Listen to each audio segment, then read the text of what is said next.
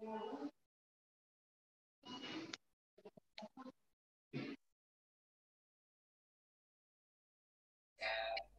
hoa duy nhất trong buổi đào tạo hôm nay thì bạn sẽ cùng với em trong thực hiện một phần trong chương trình đào tạo.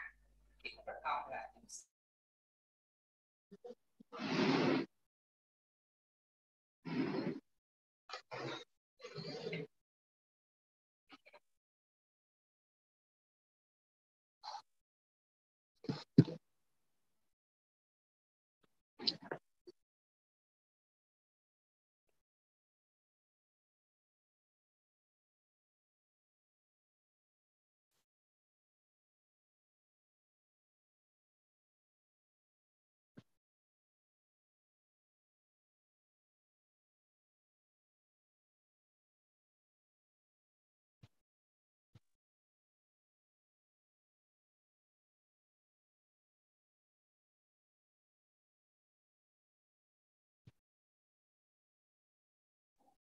Anh bật mic tại anh nắm rồi.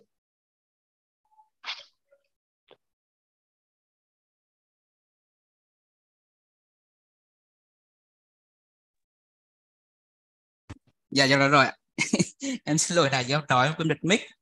Dạ vâng, thì nãy giờ em cũng hơi mất thời gian để cấu hình về cái phần YouTube để livestream cho mọi người ạ. Dạ. Thì đầu tiên thì em xin phép được giới thiệu, em tên là Nam, em là kỹ sư đến từ AT Ekada Lab. Dạ. Thì em sẽ là người chủ trì, là người chính, hướng dẫn chính trong cái buổi đào tạo hôm nay.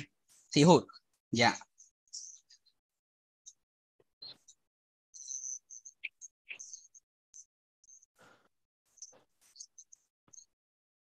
Rồi đồng hành với em ngày hôm nay thì có kế bên em là bạn Trang, là đóa hoa duy nhất trong buổi đào tạo hôm nay. Bạn sẽ hỗ trợ em và sẽ trình bày một phần trong nội dung đào tạo. Thì xuyên suốt trong nội dung đào tạo thì cũng rất mong là nhận những sự đóng góp, chia sẻ từ các anh và các bạn.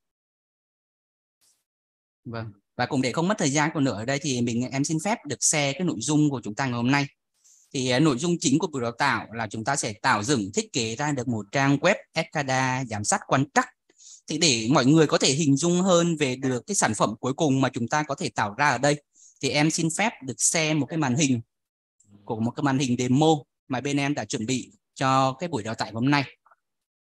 Thì để có thể truy cập vào được cái trang demo này thì các anh và các bạn có thể vào địa chỉ này giúp em là atekada.vn duyệt quan trắc, atekada.vn quan trắc. Thì khi vào đây thì các anh sẽ vào được cái trang login của cái giao diện của chúng ta. Cái trang web này thì chúng ta sẽ xây dựng hoàn toàn dựa trên công nghệ fast web của AT Ekada. Các anh chỉ cần cấu hình, click chuột vài bước mà không cần phải code, không cần phải có một kiến thức nền về lập trình web, nhưng chúng ta cũng có thể build được ra một cái trang web giám sát như ý muốn. Sau khi vào cái trang web này thì các anh có thể vào cái địa chỉ là admin để có thể vào được cái trang demo giám sát này. Ở đây thì các anh chị và các bạn có thể thấy được là tất cả những cái thông số quan trắc môi trường như là nhiệt độ, độ ẩm, tốc độ gió, các phần trăm độ ẩm không khí trong không khí như là khí NH3, O2, CO2. Thì tất cả những thông số này á, thì nó là được đọc trực tiếp từ các bộ cảm biến trên bộ demo kit đặt tải triển lãm và thiết bị tự động hóa ở cuốn bạch. Ở đây các anh và bạn có thể thấy được các thông số đây. Ở bên tay phải là có hai cái màn hình livestream camera. Camera số 1 là camera được đặt tải triển lãm ở quần bạch. Và camera thứ hai là các anh và các bạn có thấy là em đang đặt tay ngay tại văn phòng đào tạo của AT Class đây. Hai camera này chúng ta là hai camera cloud. Tức là chỉ cần cung cấp internet bằng wifi hay LAN thì chúng ta có thể giám sát từ xa, từ bất cứ đâu. Dạ. Thì đây chính sẽ là cái sản phẩm cuối cùng mà chúng ta sẽ tạo ra xuyên suốt trong buổi đào tạo ngày hôm nay. Vâng. Đây chính là cái sản phẩm demo đấy ạ. Vâng. Bên cạnh trang layout là trang giám sát thì chúng ta có thể xây dựng ra các trang con khác như là trang báo cáo, report, trang setting, cài đặt ngược. Dạ. Rồi. Thì sau đây em xin phép quay lại cái nội dung chính, các nội dung mục lục trong chương trình đào tạo của chúng ta. Về nội dung chính của buổi đào tạo thì em xin phép được chia làm 3 phần. Phần đầu tiên là chúng ta sẽ giới thiệu về phiên bản mới của phần mềm AT Ekada, phiên bản 4.0 thì nó sẽ bao gồm những tính năng mới nào.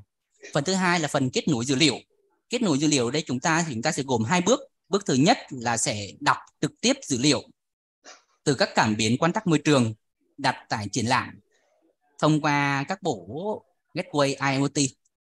Chúng ta sẽ kết nối về cái máy tính đặt tại văn phòng.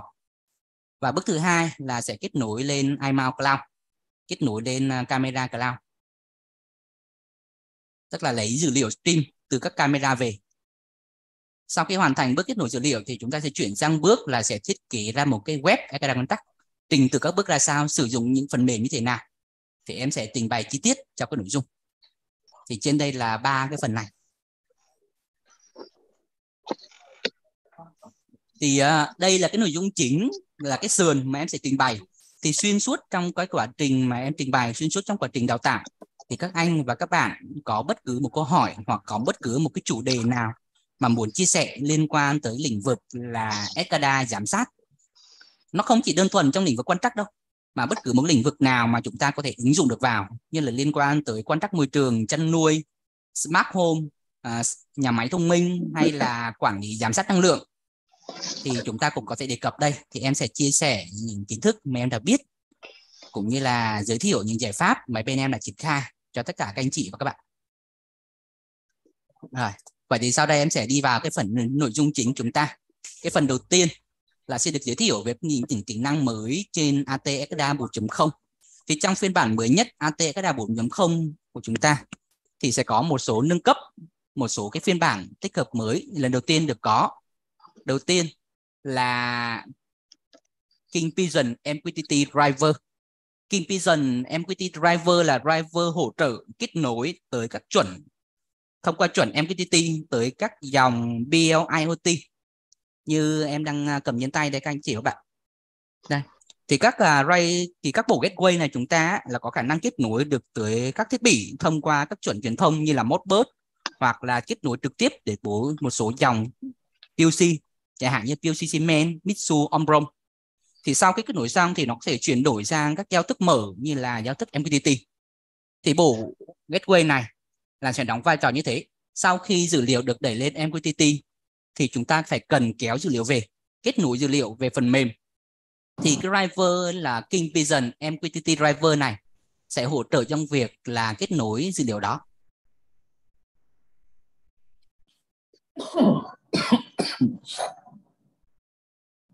Ở đây thì giao thức ở đây chúng ta sử dụng giao thức mở là MQTT. Yeah.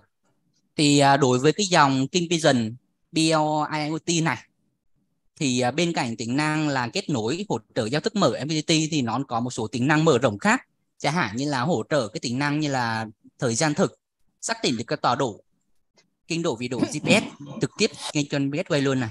Tính năng này cũng khá là hay khi mà các anh và các bạn có một số dự án nào đó liên quan tới giám sát tọa độ của thiết bị. Ví dụ như là chúng ta cần giám sát các yếu tố như là đo của xe lạnh chẳng hạn. Khi xe lạnh chạy trên đường đấy thì chúng ta cần phải biết được xem là nhiệt độ trong buồng lạnh là bao nhiêu, đồng thời biết được là cái vị trí tọa độ của xe đó là bao nhiêu. Thì các anh và các chị các bạn có thể cân nhắc sử dụng cái bộ gateway này, thì nó sẽ hỗ trợ những tính năng đó, bao gồm là thời gian thực và tọa độ GPS. Yeah. Ứng dụng của các bộ VM gateway này cũng khá là đa dạng. Nó có thể là trong lĩnh vực môi trường, trong nhà máy, hoặc trong các lĩnh vực liên quan tới giám sát năng lượng. Giám sát năng lượng ở đây thì một bài toán mà cụ thể chúng ta đang gặp khá là phổ biến hiện nay là bài toán liên quan tới giám sát các trang trại solar. Thì thường thường các trang trại solar chúng ta thì nằm phân bố trên một cái không gian rất là rộng, có thể nằm ở nhiều khu vực khác nhau. Yêu cầu của bài toán của một cái doanh nghiệp hoặc một chủ đầu tư là cần phải giám sát tập trung tất cả các trang trại solar đó. Các solar này thì có thể bao gồm là các inverter và các bộ data logger. Thì các thiết bị này thì đa phần đều có hỗ trợ truyền thông là Modbus RTU hoặc là Modbus TCP. Thì lúc này BL-IoT là một giải pháp phù hợp để có thể giám sát từ xa như vậy. Các anh và các bạn có thể lắp các bộ gateway này tại các site của mình.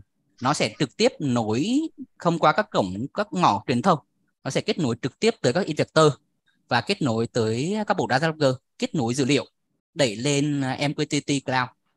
Sau đó tại văn phòng trung tâm thì chúng ta sẽ sử dụng driver là Kingvision MQTT này để kết nối lên phần mềm giám sát từ xa.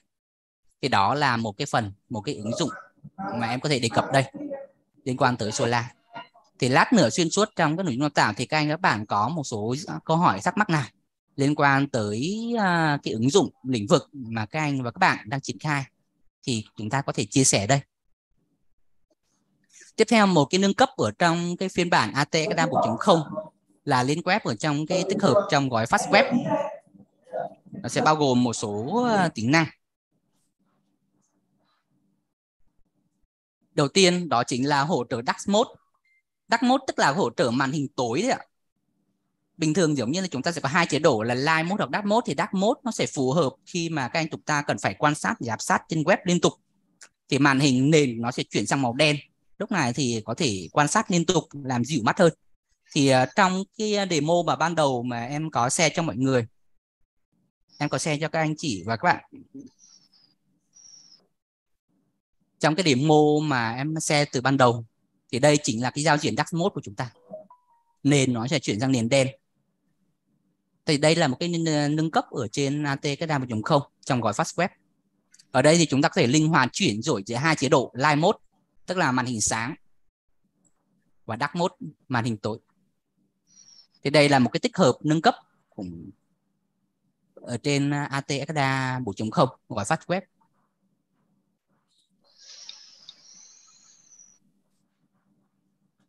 Rồi, tiếp theo đây là một tính năng tiếp theo, đó chính là liên quan tới Hyperlink View. Hyperlink View tức là một tính năng mà cho phép từ Fast Web chúng ta có thể link tới một cái trang web khác. Ứng dụng này thì có thể triển khai được trong khi mà các anh và các bạn có một cái dự án web khác đã triển khai bằng phần mềm, ví dụ như là của Siemens hay của Schneider chẳng hạn. Các anh và các bạn đã build ra một cái trang web đã sẵn có rồi, nhưng bây giờ muốn tích hợp thêm giải pháp công nghệ web của bên ATKDA, thì lúc này bên em sẽ có cái giải pháp được gọi là Hyperlink View, cho phép chuyển đổi switch qua lại giữa các trang. Tức là ban đầu các anh đang ở trang web mà được xây dựng bởi Fast Web của ATKDA. Bây giờ các anh muốn link điều hướng sang trang web khác được xây dựng bằng cái công nghệ khác như của WinCC hay là Schneider, thì cái Hyperlink View này sẽ cho phép điều hướng sang cái trang đó. Thì đây là một tính năng cũng khá là hay, cho phép là tích hợp nhiều cái giải pháp web SCADA trong cùng một cái project.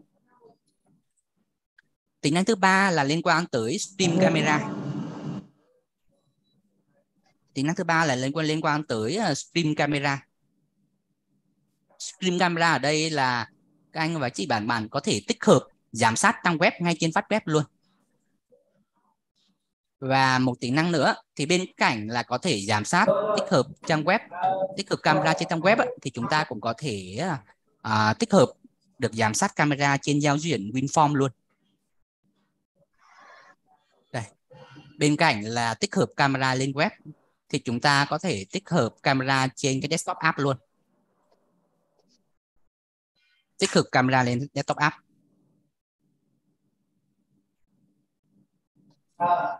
Thì tính năng mà có thể stream camera trên desktop app này thì nó cũng khá là hay. Thì nó là một trong những bước tiền đề. Thì đây là cái bước tiền đề để sau này chúng ta có thể xây dựng được giải pháp liên quan tới xử lý ảnh, xử lý video. Xử lý ảnh và xử lý video ngay trên cái giao diện, sử dụng cái công nghệ của AT Academy luôn. Thì đây chính là cái bước tiền đề cho chúng ta. Việc livestream video lên AT Academy là một cái bước nền tảng mà để sau này thì chúng ta có thể phát triển ra những cái ứng dụng khác nâng cao hơn, như là nhận diện đối tượng đến sản phẩm giao thông thông minh, hay là một số liên quan khác như là xử lý video, xử lý ảnh số, thì nó sẽ nằm trong những phần này, tức liên quan đến xử lý ảnh.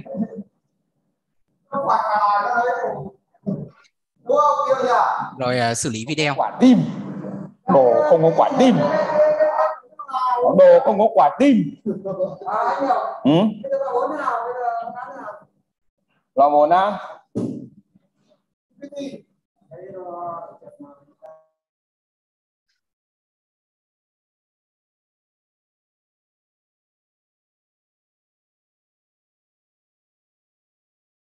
Đó là về phần giới thiệu ban đầu của em về một số tính năng trên gói AT Ekada 4.0. Thì khi đi vào cái phần chi tiết nội dung hai phần sau thì các em cũng sẽ nói rõ hơn về các nội dung này.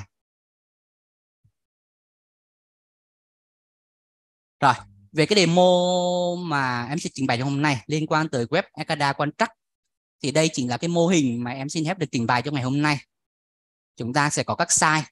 Tại mỗi site này thì chúng ta sẽ có một thiết bị BL Gateway có hỗ trợ kết nối internet thông qua 4G. Chúng ta sẽ kết nối từ cái bộ BL này thông qua tới các thiết bị cảm biến như là cảm biến gió, cảm biến khí thông qua trên đường truyền REST 485. Bộ này thì bộ BL này á, là em đang triển khai đây là một cái bộ BL router R40. Thì bên cạnh việc hỗ trợ kết nối các truyền thông thông qua giao thức thì nó có cung cấp được internet cho các thiết bị khác. Thì ở đây thì cái bộ này nó sẽ cung cấp internet luôn cho các camera của chúng ta. Sau này thì tất cả những dữ liệu sẽ được đẩy lên cloud. Chúng ta sẽ có hai cái nhánh cloud.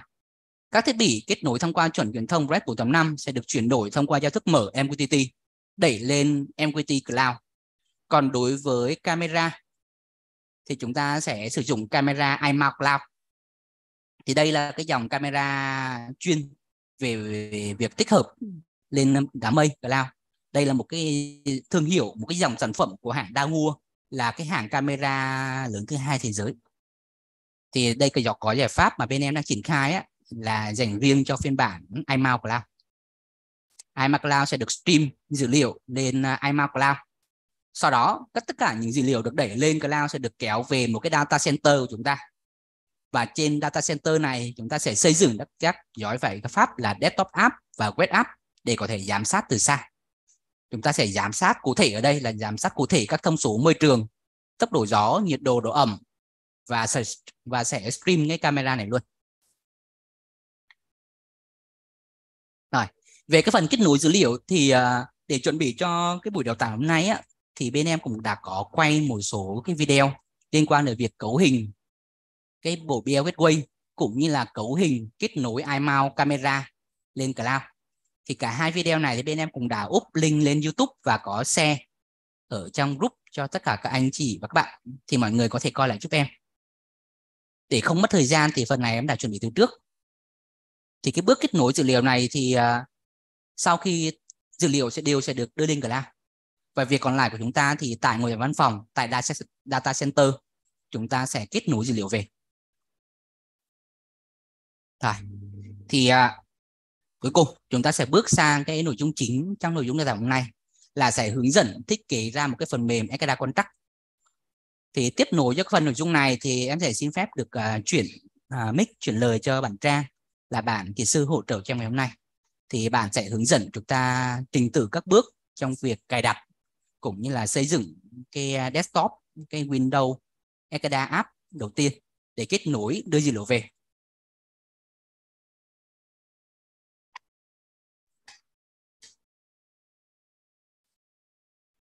Em chào mọi người ạ. Dạ, các anh có nghe được giọng em bên đó không ạ?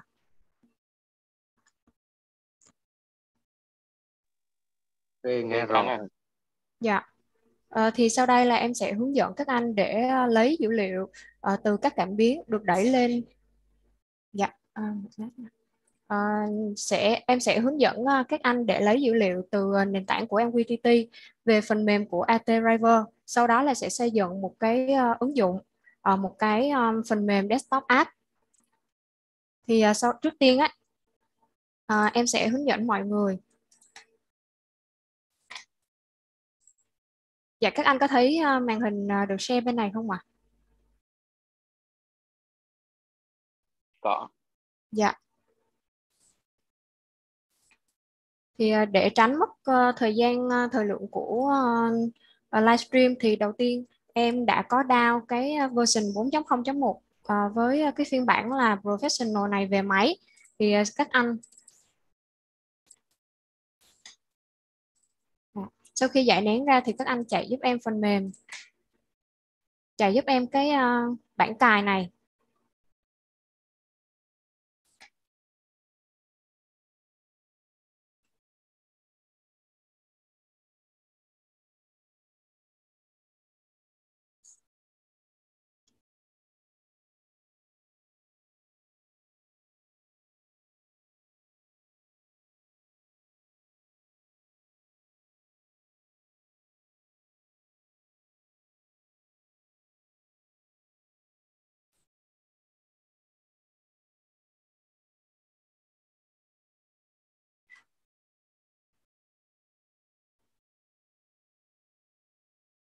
Sau đó là mình sẽ chạy một phần mềm, và cái phần mềm này nó sẽ bao gồm những cái gói phần mềm thuộc về ATS SCADA. Thì sau khi em chạy lên, đối với lần training đợt này á, thì em sẽ hướng dẫn mọi người để cài AT Driver Server và cái bộ tool của iStream Camera Tool.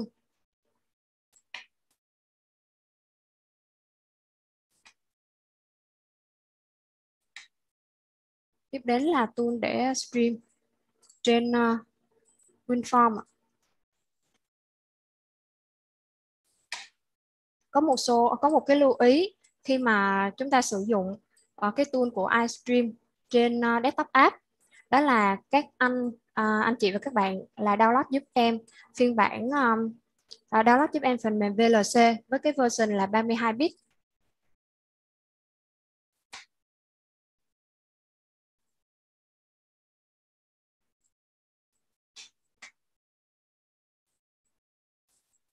Sau khi chúng ta cài cái phần mềm, cái gói cài của AT Driver Server, thì trên desktop sẽ hiển thị 3 phần mềm của AT Driver Server, iTask Builder.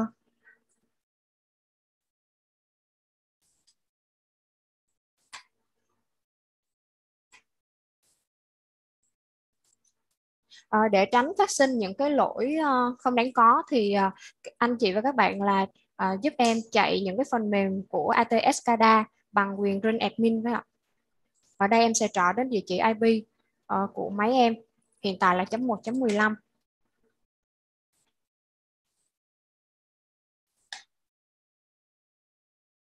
Thì khi nãy anh Nam có đề cập với mọi người tới việc là bộ demo kit hiện đang được đặt tại triển lãm ở quận 7. Thì bây giờ em sẽ kết nối để tới những cái dữ liệu này lấy về từ MQTT để đưa về AT Driver Server.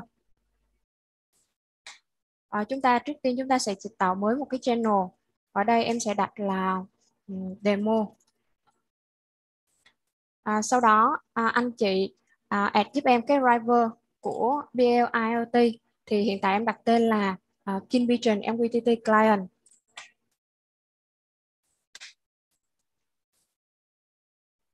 Tiếp đến sẽ là phần cấu hình cho MQTT. Ở đây thì bên em hiện đang đưa cái dữ liệu từ các bộ cảm biến lên trên server của công ty. Cho nên ở đây em sẽ sử dụng một cái tài khoản của công ty là username, có cái username là ATS SCADA. Em sẽ thực hiện nhập password. Domain bên công ty em sẽ là 113.161.76.105 ạ. Với cái port của MQTT tương ứng sẽ là 10002 ạ. Giá trị này em sẽ để mặc định. Sau khi tạo ra một channel thì tiếp đến em sẽ tạo đến device. Thì cụ thể device ở đây chính là bộ BL102 đang được đặt ở triển lãm, là một bộ gateway của BL IoT luôn ạ.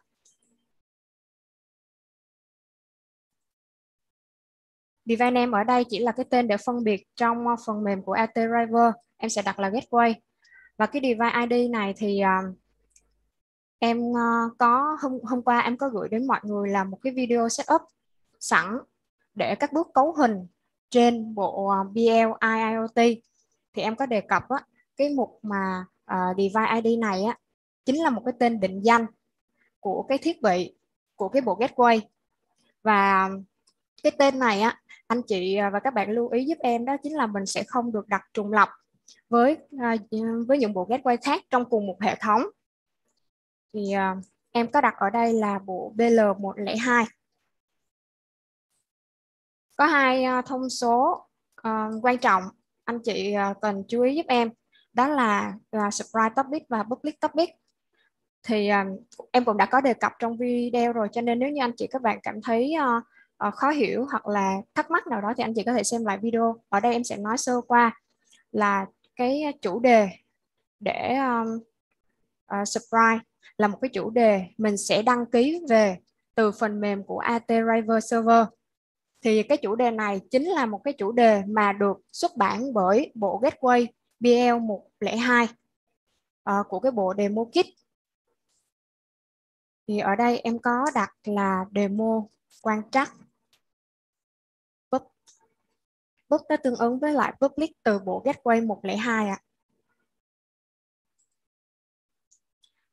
Tương tự thì chủ đề của xuất bản đi từ AT Driver Server sẽ là một cái chủ đề đăng ký của bộ Gateway BL102.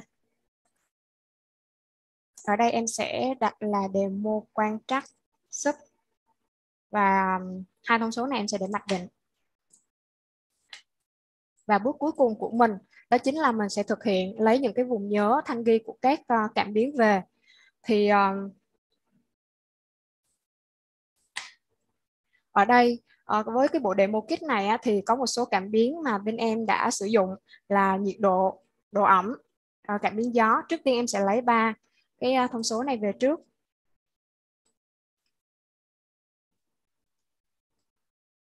Ở đây có một cái thông số của flash, thì cái cờ này chính là một cái tên của MQTT và nó sẽ được cấu hình trong bộ gateway BL102. Cho nên là cái này, cái tên tắt name này có thể là mình sẽ thay đổi được trong phần mềm của AT Driver Server, nhưng mà cái tên biến flash này thì bắt buộc sẽ phải giống với lại cái tên mà mình đã cấu hình trong bộ BL102. Kiểu dữ liệu ở đây em sẽ đặt là float. Status trả về giá trị root là đã cho thấy là mình đã có thể kết nối AT Driver Server để lấy dữ liệu về từ MQTT.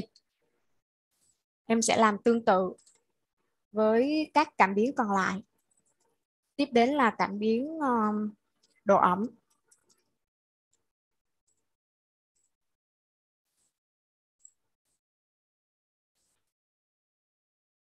Tiếp đến là cảm biến gió.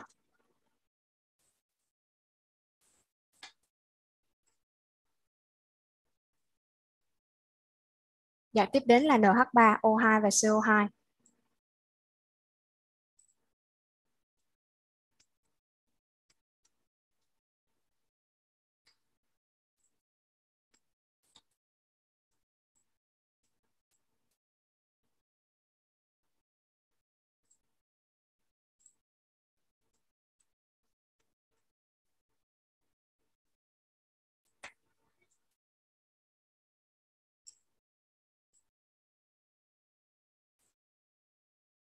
Dạ. Anh chị có thể quan sát được là giá trị ở đây hiện đang tương đồng với lại những dữ liệu, những giá trị mà được đẩy lên trên phát web. Như vậy là mình đã xong các bước cấu hình để mà lấy dữ liệu về AT Driver Server. Tiếp theo đây em sẽ thực hiện tạo ra một cái phần mềm chạy trên desktop sử dụng WinForm ạ.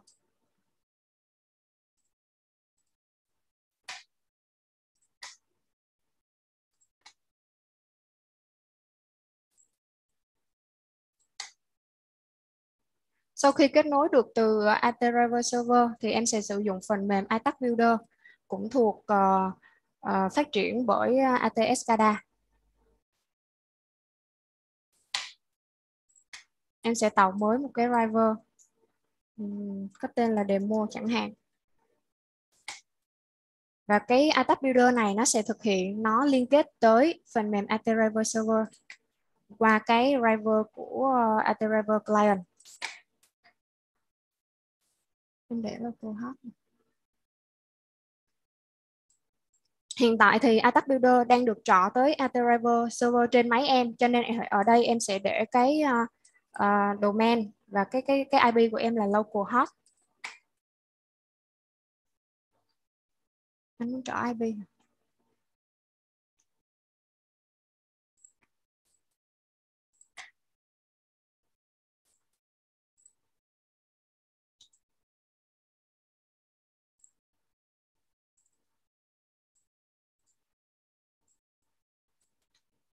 Khi nãy em có đề cập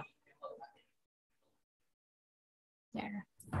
Khi nãy em có đề cập là Attack Builder này sẽ lấy dữ liệu từ Ateriver Server thông qua cái địa chỉ IP này. Em sẽ thay localhost bằng địa chỉ IP của chính máy em luôn là 192.168.1.15.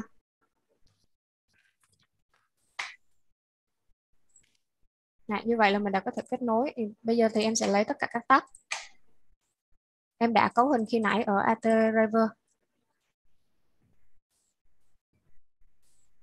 Status là good, là biểu thị đã kết nối được. Thì sau khi mà tạo xong thì em sẽ thực hiện đăng ký những cái tag file này, để lát nữa em có thể đưa những cái tag này lên trên WinForm.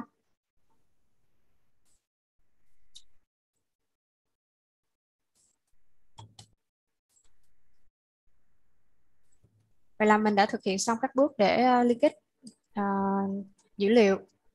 Thì sau đây em sẽ bắt đầu tạo một cái phần mềm chạy trên desktop.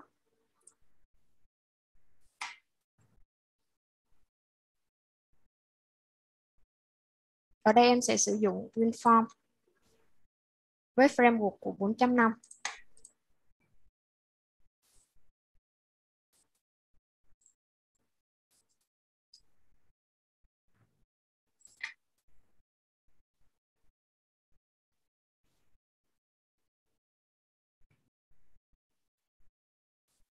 Thì một trong những tính năng mới của phiên bản 4.0.1 của AT SCADA đó chính là tính năng stream video. Cho nên trước tiên em sẽ add một cái tool của iStream tool mà khi nãy em đã download từ cái bộ phần mềm của AT SCADA. Anh chị và các bạn truy cập giúp em vào mục reference, ở mục browse, mình chọn tới ổ C của AT Pro, và ở mục AT SCADA mình sẽ tìm đến tool của iStream Camera Tool. Đây ạ.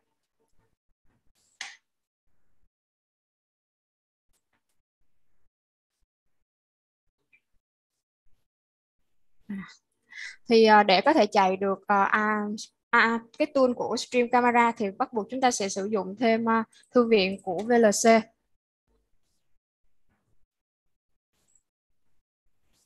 Cũng trong cái mục truy cập của ổ C,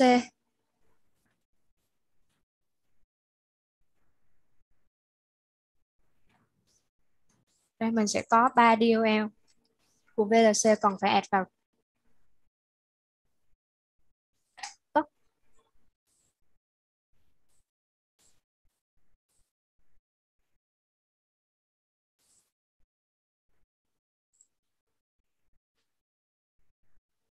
Core. Em đã add core rồi. Có hai version của core.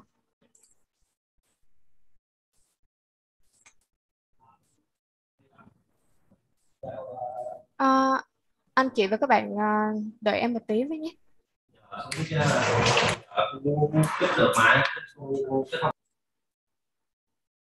Tất thể là chúng ta sẽ sử dụng 4 thư viện để có thể chạy được cái tool của Stream Camera trên WinForm.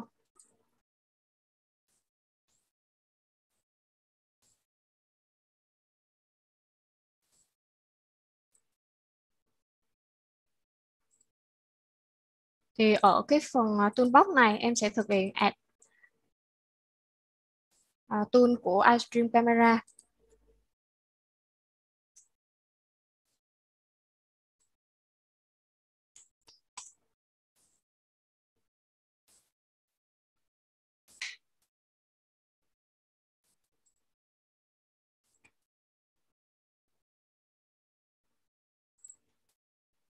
Cũng điều hướng tới cái DLL khi nãy.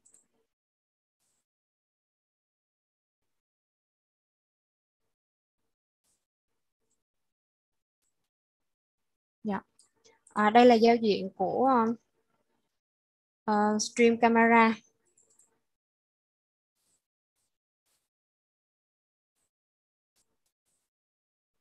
Trong một cấu hình của camera, anh chị và các bạn lưu ý giúp em một số cái thông tin. Ở mục của ATS SCADA Setting thì đối với cái tool này bên em có thể chạy trên mạng LAN cũng như là thông qua cloud. Nhưng mà ở cái video lần này và buổi training này thì bên em sẽ hướng dẫn mọi người để cấu hình thông qua cloud trước. Đối với camera ID thì đây chính là serial number của camera. Thì ở trong video em có đề cập qua là anh chị và các bạn trích xuất giúp em hai cái thông tin ở trên thân camera. Đầu tiên là serial number thì nó sẽ được nhập ở cái mục là camera ID này.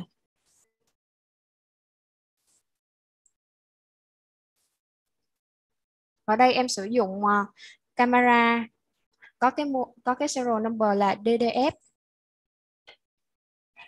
Anh ơi,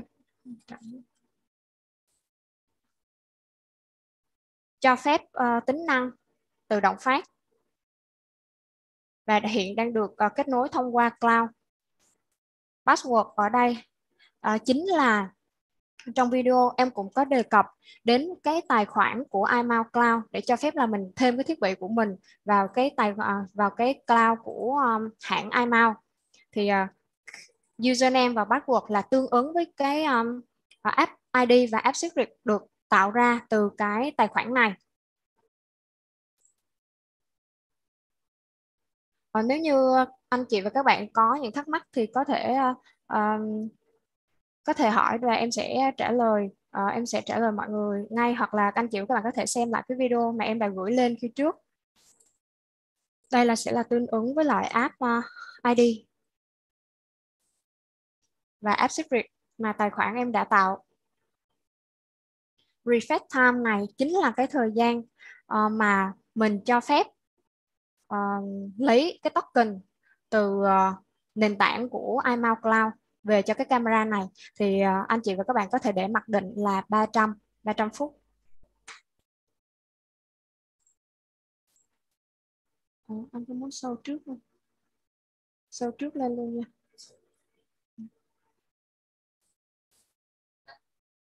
nha. Em sẽ chạy thử cái phần mềm của mình.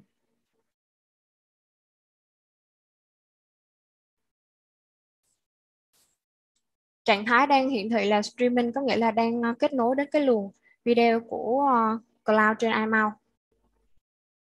Thì nó mất khoảng từ 10 tới 10 giây, 15 giây để thiết lập kết nối này.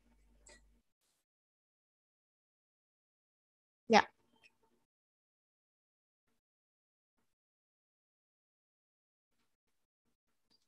Hiện tại là thì cái đường truyền của luồng video phụ thuộc khá nhiều vào tốc độ của mạng, cho nên là anh chị ở đây có thể thấy là cái độ trễ nó cũng khá cao. Nếu như mà mình giữ một cái đường truyền kết nối mạng ổn định thì cái việc streaming camera là khá chất lượng ạ. Để về anh có độ trễ.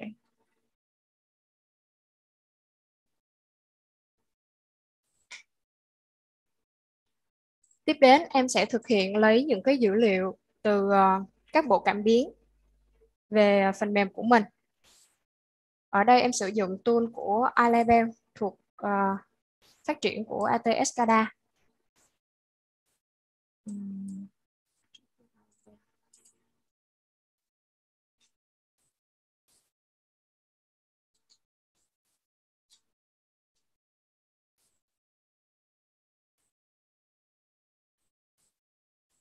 Em sẽ sử dụng 6 cảm biến.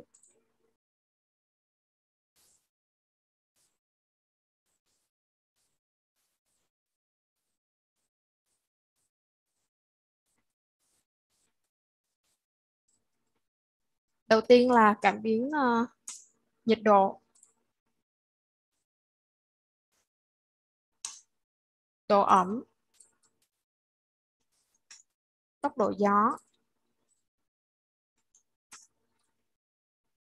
oxy, CO2 và NH3. iLabel này chính là cái label để chúng ta có thể lấy dữ liệu từ ATRiver server lên ạ. Ở đây em sẽ thực hiện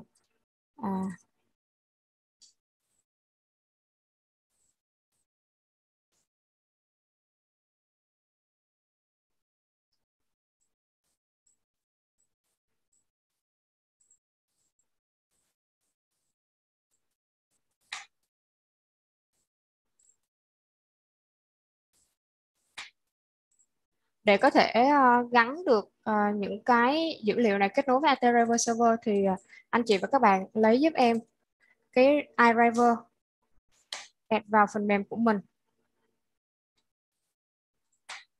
Với label đầu tiên thì em sẽ gắn tất cả các iLabel này vào iRiver. Với label đầu tiên thì em sẽ chọn tới thông số của nhiệt độ. Thì những cái biến này sẽ hiển thị ở cái mục tag name sau khi mà em đã thực hiện sử dụng iTag Builder để em register cho những cái thông số này. Em thực hiện em đăng ký là em sẽ liên kết với lại biến nhiệt độ, độ ẩm, tốc độ gió, NH3,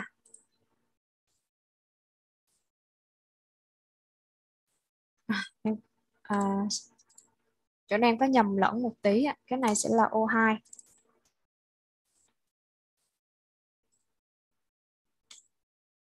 CO2 và NH3.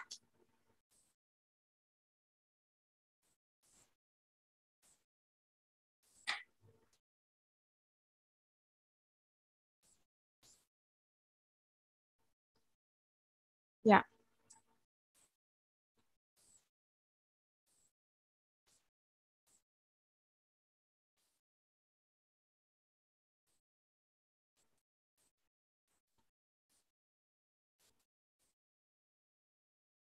Dạ. Thì anh chị và các bạn có thể thấy được là dữ liệu của mình đã được đẩy lên trên phần mềm mà em vừa mới thiết kế. Dạ, về việc tiếp theo của mình ở đây sẽ chính là phải đưa những cái dữ liệu này lên trên nền tảng của FastWeb.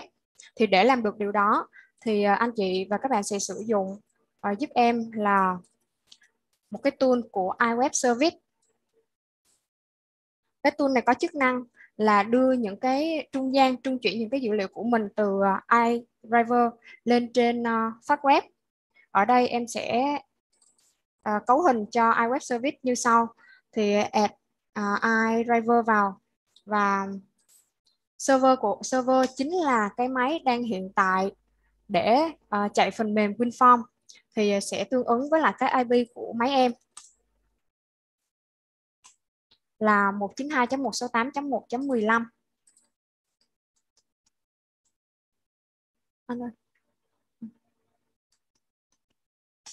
Và port tương ứng để đẩy lên là port 8010.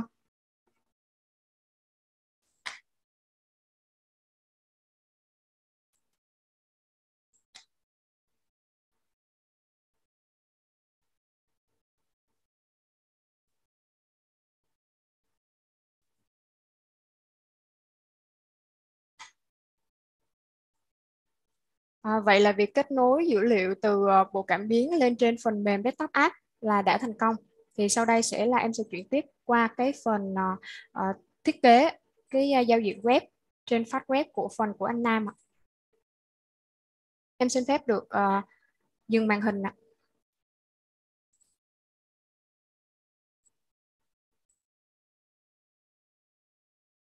Dạ vâng ạ. Thì phần vừa rồi là bản Trang đã trình bày cho chúng ta là cái phần kết nối dữ liệu từ các gateway BLIoT chúng ta thông qua cloud kết nối với phần mềm trên WinForm, đồng thời cũng sẽ stream được cái camera iMount Cloud, sẽ stream ngay trên phần mềm desktop app luôn.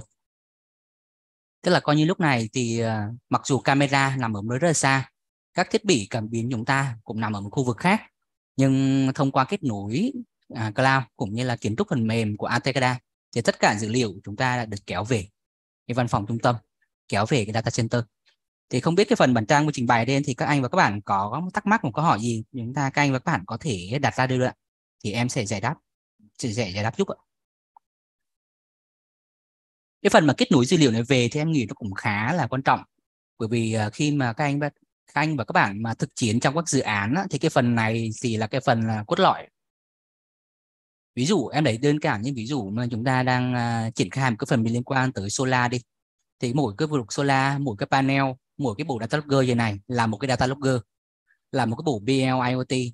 Thì bộ BL IoT này sẽ kết nối tới tất cả thiết bị, các cảm biến, đẩy dữ liệu lên cloud, sau đó kéo về cái phần mềm. Thì đối với kiến trúc của phần mềm AT Ekada thì như bản Trang vừa chia sẻ thì các anh và các bạn có thể thấy thì chúng ta sẽ sử dụng phần mềm AT Driver Server, chúng ta kéo dữ liệu về. Lúc này dữ liệu được thu thập từ các cảm biến thông qua giao thức mở MQTT của chúng ta đã được kết nối về AT Driver Server.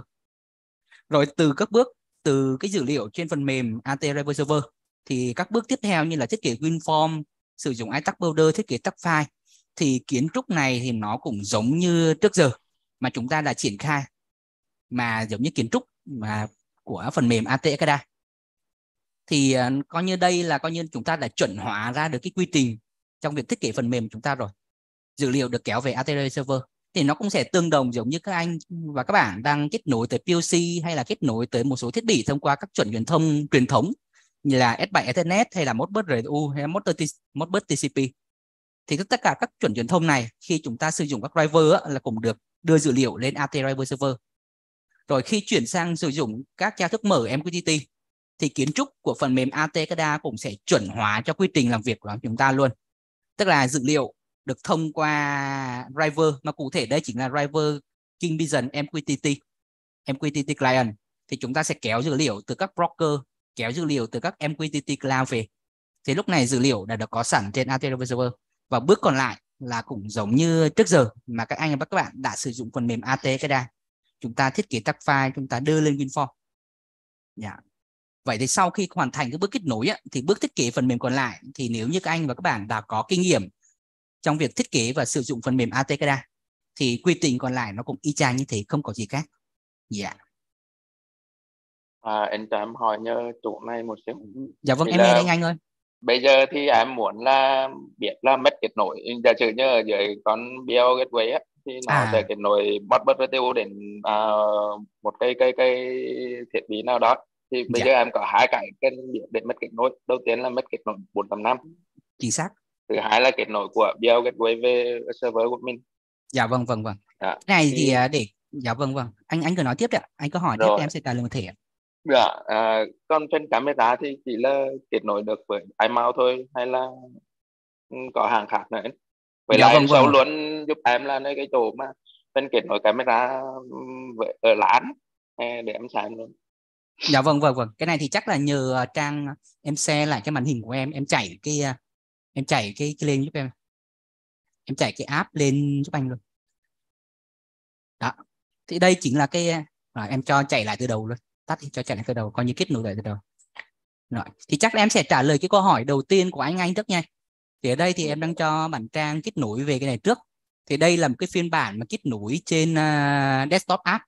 Thì lát nữa mình sẽ có phần kết nối web app thì tính sau. Thì cái phần desktop app này á, thì được kết nối thì hiện tại version mà hiện tại bên em đang áp dụng á, thì phiên bản hiện tại là mới chỉ kết nối được là iMount Cloud, iMount Camera. Thì trong thời gian tới thì bên em cũng sẽ tích hợp mở rộng thêm cho một số dòng camera khác, chẳng hạn như là của HIC hay là một số dòng camera phổ thông khác. Bởi vì lúc mà kết nối theo cái chuẩn cloud này thì nó cũng có cũng hơi một cái bất tiện, tức là mỗi hãng người ta sẽ xây dựng ra một cái server, một cái cloud riêng của họ, rồi nó sẽ có một cái chuẩn riêng, tức là camera của họ sẽ tự động kết nối lên cloud. Thì có một cái bất cập ở đây đó, thì chúng ta phải thiết lập ra được một cái kết nối làm sao mà kết nối lên cloud của họ nói về. Thì mỗi hãng sẽ đưa ra được những cái cú pháp, những cái câu lệnh, những cái chuẩn nó hơi khác một xíu. Thì trước mắt thì cái phiên bản này là phiên bản coi như là phiên bản 1.0 đầu tiên thì bên em mới chỉ áp dụng cho iMount thôi. Còn thời gian sắp tới đây thì em sẽ cố gắng chuẩn hóa được luôn.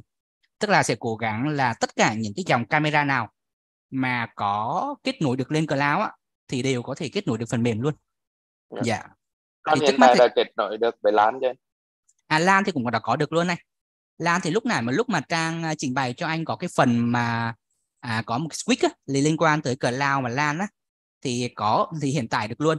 Nếu như mà LAN thì chúng ta có thể kết nối được tới nhiều cái dòng camera khác anh, như là iMount hay là HIC luôn. Dạ. Em có camera ở đó luôn, em thử làm cái luôn, thử xem. Hiện tại thì em không có một cái camera, hiện tại em chỉ có ở văn phòng đây, chỉ có một cái camera iMount thôi. Còn nếu như mà giả sử anh mà có nhu cầu, dạ em nghe.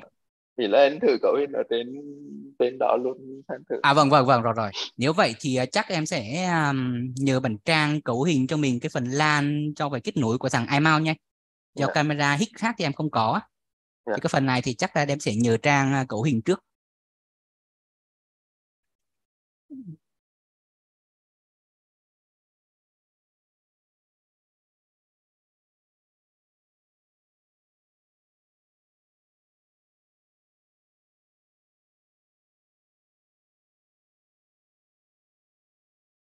Sở đang chờ các bạn cấu hình cái LAN camera anh. Thì em chắc sẽ trả lời câu hỏi của các anh mà liên quan tới cái phần mà status kết nối MQTT trước nha anh. Dạ rồi. Dạ. Thì câu hỏi của anh thì có liên quan tới hai cái phần kết nối không anh? Tức là trong cái mô hình của chúng ta thì đầu tiên là chúng ta cần biết cái trạng thái status kết nối từ Modbus RTU kết nối đến cái bộ gateway. Và thứ hai là từ gateway thông qua cloud đường truyền gì đó kéo về trung tâm. Thì coi như chúng ta đang có hai cái khớp nối. Thì để giải quyết cho trường hợp này thì đúng như anh nói, chúng ta phải có hai cái trạng thái status. Thì đầu tiên em sẽ nói về cái trạng thái status của gateway trước. Thì để biết được gateway là có good path hay không thì nó cũng khá là khó. Bởi vì là theo cái chuẩn truyền thông MTT là chúng ta đi qua hai bước. Bước đầu tiên là từ gateway đẩy lên cloud. Rồi sau đó từ cloud kéo về cái data center chúng ta. Thì cái trạng thái mất kết nối này thì nó xảy ra rất là nhiều trường hợp. Có khi là mất mạng ở cái bộ gateway, có khi là mất mạng ở data center, hoặc có khi là do cái sự cố gì đó của trên cloud mà chúng ta không biết được. Nên thành ra đưa ra được một cái nguyên nhân chung thì rất khó. Nhưng thành ra ở đây bên em đưa ra được một giải pháp, thì em đưa ra một cái thông số gọi là timeout. Thì lát nữa bản Trang cấu hình xong sẽ show cho anh cái chỗ cấu hình timeout. Timeout ở đây tức là sao ạ? Tức là mình định ra một cái khoảng thời gian. Ví dụ như là cái bộ gateway của mình quy định là cứ 1 phút nó sẽ gửi data về một lần. Nhưng mà mình đặt ra cái timeout là trong khoảng tầm 10 phút đi. 10 phút mà không thấy cái bộ gateway này gửi về dữ liệu, thì mặc dù không biết lý do gì thì chúng ta coi như là kết nối này là bị bad, gateway là bad.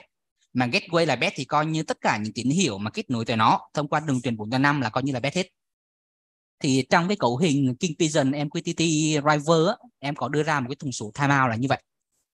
Sau một khoảng thời gian bao lâu, nếu như không nhận được topic, không nhận được cái dữ liệu mới thì coi như là bad.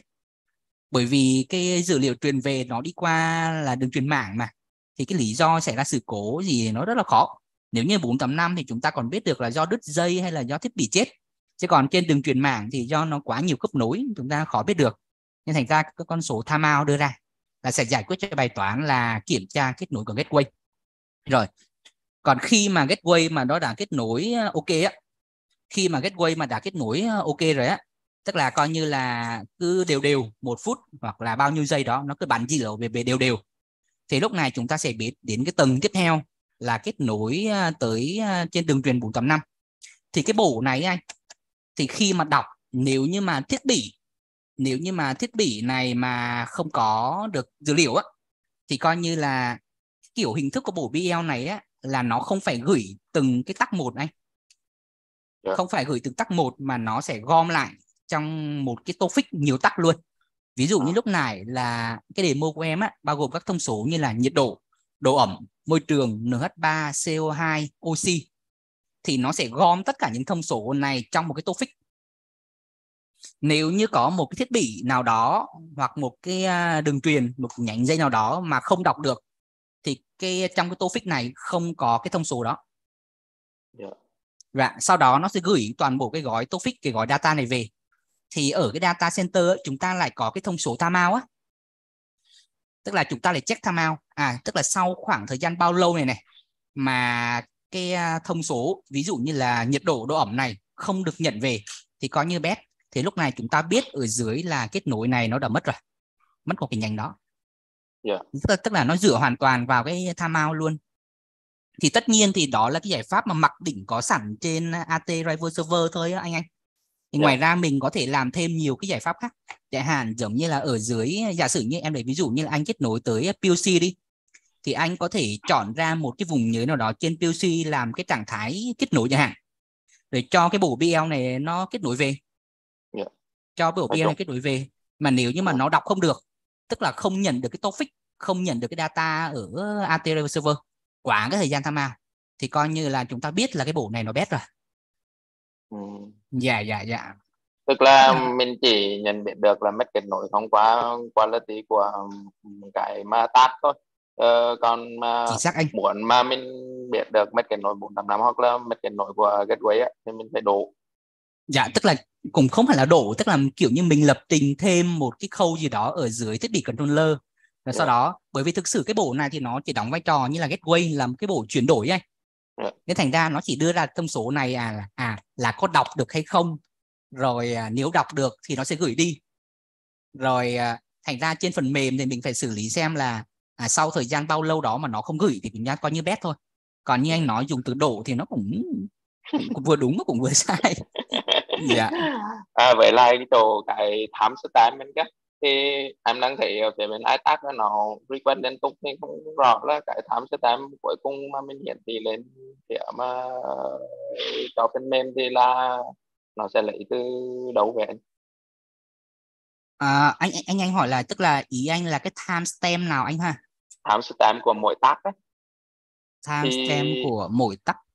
Đúng rồi. Thì là em muốn lấy cái thông tin là last update đó. Thì last update thì tức là cái lần mà nó gửi dữ liệu lên cuối cùng á. Rồi em hiểu.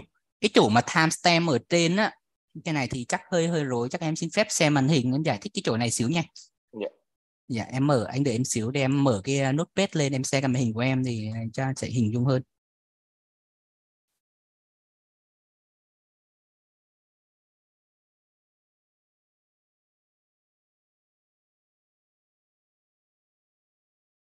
MQTT.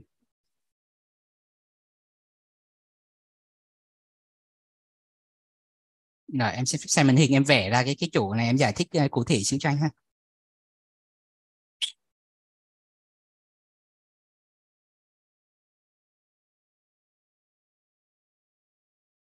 Xem màn hình.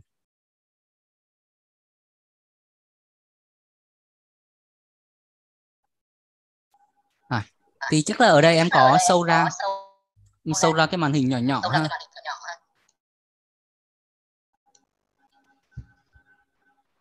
Tắt mic ra.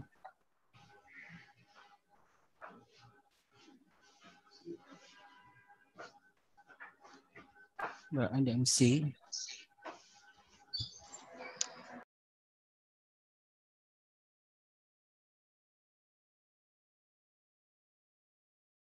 Rồi ở đây em sẽ xin phép share cái màn hình để em vẽ ra cái kiến trúc mà nó đẩy dữ liệu về cho mình.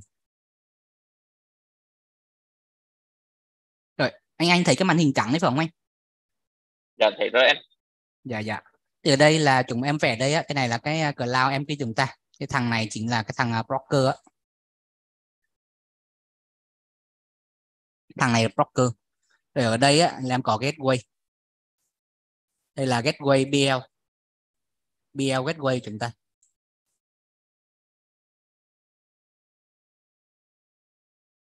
Đó, BL gateway này thì nó sẽ có kết nối tới các thiết bị dưới này. Kết nối cái thiết bị dưới này. Thiết bị này chúng ta có thể thiết bị chẳng hạn là trong dự án Solar thì nó đây chính là cái injector. Đó. Đường truyền đấy chúng ta là đường truyền REST 485. BL này thì thông qua có kết nối ở đây, có thể LAN hoặc là 3G, 4G gì đó, nó kết nối mạng. Nó sẽ đẩy dữ liệu MQTT.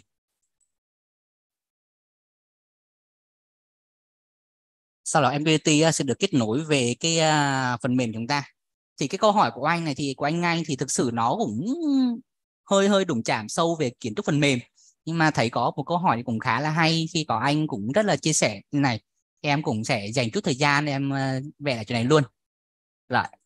Tức là khi kéo về phần mềm mà cụ thể đây phần mềm AT River Server á, giả sử khi chúng ta có một topic bản lên, tức là nó public ra một cái topic đó, thì khi thằng này public lên thì có đăng ký rồi á, thì thằng này nó sẽ xúc về.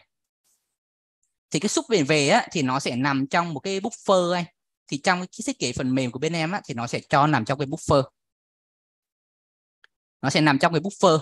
Ví dụ như là topic này chúng ta như là topic tên là tem. Đó. Thì ở đây nó sẽ xúc về cái thằng tem. Đó. Thì khi thằng này xúc về á thì nó chưa hiển thị ngay mà nó sẽ nằm trong cái buffer. Buffer đây, danh sách buffer đây là tem. Tem. Giả sử ngoài ra bên cạnh tem thì chúng ta còn có một cái khác chẳng hạn như là Humi. Thì trong cái buffer này là kiểu như là cái vùng nhớ đệm. Đây là một cái vùng nhớ đệm. Vùng nhớ đệm trong quá trình mà chạy phần mềm AT River Server á. Rồi, còn có cái thông số thì theo kiến trúc của AT River thì chúng ta có một cái channel. Trong channel này có cái tham số gọi là update rate. Thì về bản chất channel đây của chúng ta, đây là một cái timer, là một cái luồng quét liên tục, nó là một cái chu kỳ quét liên tục. Đây, nó là một cái chu kỳ quét có liên tịch cycle time hay là interval time gì đó. Thì cái thằng update rate này chính là cái thằng chu kỳ quét đó. Thì trong cái chu kỳ quét này á, thì nó sẽ đọc dữ liệu từ thằng buffer. Bởi vì hai cái cơ chế mà này nó đang hoàn toàn khá riêng biệt nhau anh. Theo cơ chế của MQTT á, là theo cơ chế là push và xúc, tức là một thằng gửi dữ liệu và nhiều thằng nhận. Còn trong kiến trúc của phần mềm AT River Server á, là chúng ta theo cơ chế là polling, tức là quét dữ liệu liên tục. Thì nên thành ra để có thể kết hợp được hai thằng này á, thì khi mà subscribe về thì sẽ được đẩy dữ liệu vào trong cái buffer. Rồi sau đó trong cái vùng update rate của cái thằng AT River Server chúng ta thì nó sẽ đọc từ cái thằng buffer này. Ở đây các anh có thể coi như là nó như là một cái device ảo. Em lấy một cái ví dụ ha. Các anh và các bạn có thể coi nó như là một cái thiết bị ảo. Chúng ta coi MQTT như là một thiết bị ảo trong kiến trúc của AT River Server. Dữ liệu được đẩy lên thông qua broker MQTT, sau đó subscribe về thì nó sẽ nằm trong một cái vùng nhớ đệm. Thì chúng ta sẽ coi cái vùng nhớ đệm này như là một cái device ảo. Thì lúc này cái channel MQTT trên AT River Server chúng ta sẽ polling quét liên tục từ cái device ảo này. Tức là giống như thay vì chúng ta quét dữ liệu của các thiết bị thực như là PLC, S7002 hay là thiết bị Modbus RTU, Modbus TCP gì đó, quét 1 giây một lần, 2 giây một lần gì đó. Thì ý tưởng đối với MQTT cũng thế. Sau khi tạo ra một cái thiết bị buffer ảo, một thiết bị device ảo, thì cái update này, channel này chúng ta cũng sẽ quét liên tục từ cái device ảo này, cập nhật dữ liệu liên tục.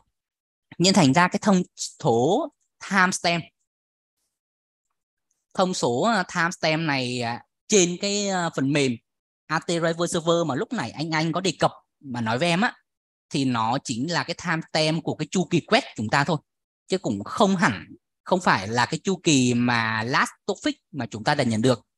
Còn nếu như muốn biết last topic á, thì chỗ này thì nếu như anh muốn đi sâu vào kiến trúc lập trình phần mềm á, thì chỗ này chúng ta có thể khi cần phải có thêm một khâu lập trình chỗ này, tức là dựa theo thông số timestamp này cộng thêm cả cái thằng timeout,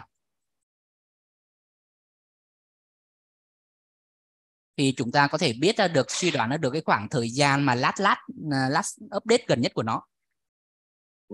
Dạ, bởi vì cái timestamp này của em như nói mà khi mà anh nhìn thấy trên phần mềm á, thì nó chỉ là cái dấu thời gian mà trong cái chu kỳ quét update của chúng ta thôi, chứ nó không phải là cái chu kỳ mà nó được bắn dữ liệu liên tục.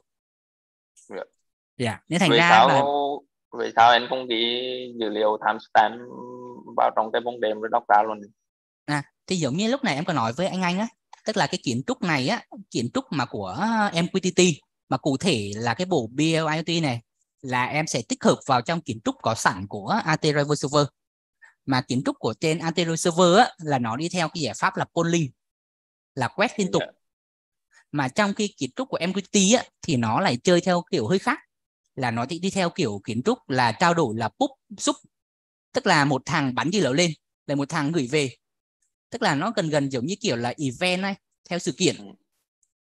Thì một câu hỏi đặt ra đây là làm sao mà kết hợp được hai cái thằng này lại với nhau.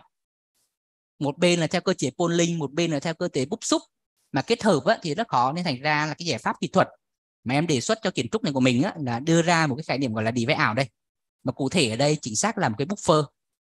Đó, sau khi thằng tức là trong chỗ bootstrap đó thì mình không thể lấy được là dữ liệu là last update, mà mình chỉ lấy được chỉ riêng là giá cái trị data. thôi. Dạ. Nhưng mà cái last update đó thì em nghĩ mình có thể áng chừng được trong một cái thông số dựa vào cái timeout này này. Bởi vì nếu như quá timeout tức là quá khoảng thời gian rồi. Vì em để ví dụ như là anh đặt timeout của mình là 1 phút đi, mà anh thấy nó vừa chuyển từ trạng thái từ good sang bad, nó chuyển trạng thái từ good sang bad. Khi chuyển từ good sang bad tức là trong khoảng 1 phút, tức là cái last topic gần nhất của mình là 1 phút này không được nhận. Xong rồi trường ngược lại. Dạ. Trong trường hợp lại thì nếu như mà good thì nó cứ, tức là cái last topic lại là nó dưới 1 phút. Thì đây là cái phiên bản đầu tiên của ở đây là cái phiên bản đầu tiên của Driver MQT Client. Thì nếu như mà trong cái trường hợp như anh có ra cái hướng last update đó thì em nghĩ những phiên bản nâng cấp sau thì em có thể cân nhắc thêm tính này. Bởi vì cái driver này á, thì bên cạnh thu thập các thông số á, thì hiện tại nó còn có thêm một số gọi là một số cái tắc đặc biệt. Đầu tiên là thông số UTC, tắc UTC. Cái tắc này á, là lấy về thời gian thực. Tắc tiếp theo á, là tắc GPS.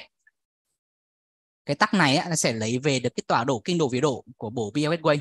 Thì chỗ này em cũng có thể nâng cấp lên thêm một cái tắc gọi là last topic cho chúng ta biết được là cái thời gian ở đó. Thì cái tính năng này thì em có thể nâng cấp trong những phiên bản sau. Còn cái phiên bản hiện tại, phiên bản 1.0 đầu tiên này á, thì nếu như mà anh muốn cần về tính năng last topic á, thì mình có thể cân nhắc ở đây là kết hợp giữa cái timestamp, vòng quét và cái timeout. Nếu như timeout mà cái status còn đang good á, thì cái last topic nó sẽ bé hơn, lần gần nhất ở đây á, thì nó sẽ bé hơn cái timeout.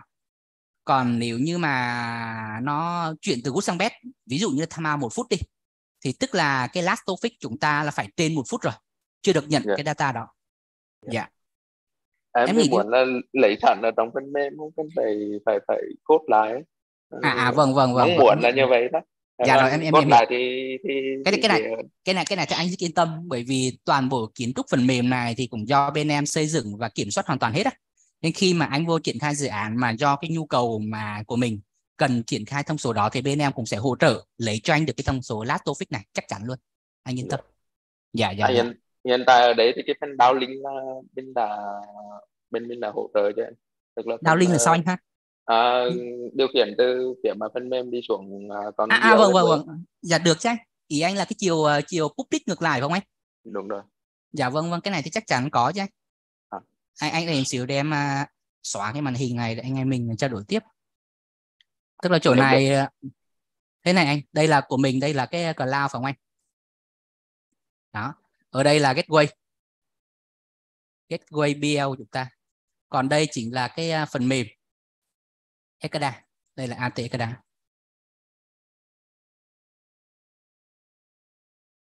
Đó, thì như em nói lúc này khi mà nó có bắn dữ liệu liên tục thì đây là lệnh push phải không anh? Thì push ở đây chúng ta sẽ xúc về. Chúng ta xúc write về trong một cái buffer.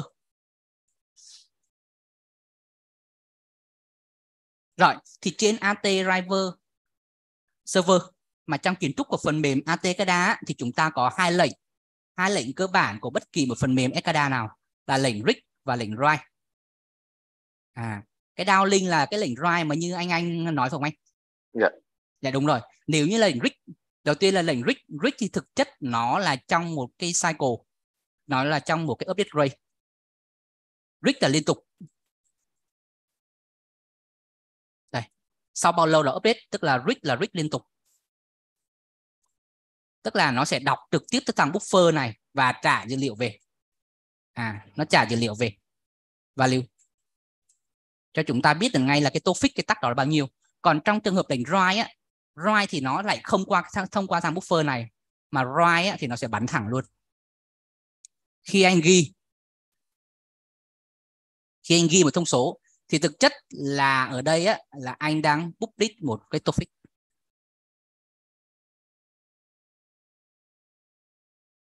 Anh đang publish một cái topic. Tức là khi anh publish vào đấy á, thì thằng này nó sẽ subscribe về. Mà khi thằng này sub về á, thì sẽ tương đương với một lệnh là write, lệnh ghi cho cái bộ gateway này. Cái này để cho rõ ràng hơn thì chắc là nhờ bạn Trang là share lại cái AT Driver Server xíu giúp anh ha, để giải thích hơn chỗ này xíu. Khi đó thì mình public là mình sẽ public topic tương ứng với tag name, còn cái payload là tương ứng với value. Dạ đúng rồi anh, chính xác nha. Tức là okay. Dạ vâng anh, tức là khi mà mình write á, tức là coi như là mình publish lên, thì cái bộ BL này á, là nó có một cái topic riêng dành cho việc ghi luôn anh. Cái này thì chắc là để em câu hỏi của anh cũng khá là hay. Em nghĩ chắc cũng sẽ có nhiều anh và nhiều bạn thắc mắc á, thì chắc em sẽ để cho Trang giải thích chỗ này một xíu ha. Được, em giải thích xíu ở chỗ cái phần mà topic write và topic read á. Không cần, em chỉ giải thích thôi. Em mở cái AT Driver Server lên.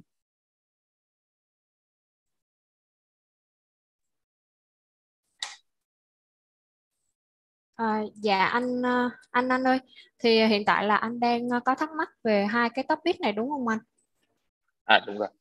Dạ, thì ở đây á, anh trước tiên là anh follow theo giúp em là cái tên mà em đặt cho cái subscribe topic. Thì em ở đây em có đặt á, là demo quan trắc pub là viết tắt của public. Thì ở đây á, là dưới hai cái góc độ khác nhau. Thì trước tiên á, để có thể đưa dữ liệu lên trên MQTT á, anh sẽ thực hiện anh cấu hình cho bộ BL. BL cụ thể ở đây là em dùng cái model của BL 102. Thì trong cái phần cấu hình đó em có cấu hình hai cái topic tương ứng, là một cái topic đăng ký đi và một cái topic xuất bản về. Một cái topic xuất bản đi và một cái topic đăng ký về. Thì đó là dưới góc độ của bộ gateway. Nhưng mà ở trên phần mềm của AT Driver Server á, thì nó lại ngược lại một chút, là nếu như cái topic mà mình đăng ký về á, sẽ là cái topic mà được mình xuất bản đi từ bộ gateway BL 102. Cho nên ở đây nó mới có cái tên là demo quan trắc pub, và cái này mình sẽ cấu hình trong BL 102 ạ. Thì cái chủ đề xuất bản sẽ ngược lại. Thì AT Driver Server á, khi mà xuất bản đi á, có nghĩa là nó đang thực hiện một cái lệnh ghi xuống bộ BL 102. Dạ, thì hai cái tên này thì mình sẽ cấu hình trong bộ BL 102 được ạ. Cái chỗ này là nó có hai topic, tức là một topic là để đọc, một topic là để ghi anh.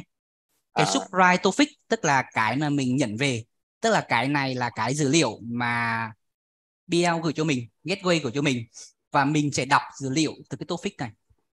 Còn cái public topic là cái mà topic mà mình sẽ gửi lên và BL sẽ nhận, BL gateway sẽ nhận. Thì cái public topic này chính là cái topic mà để mình ghi.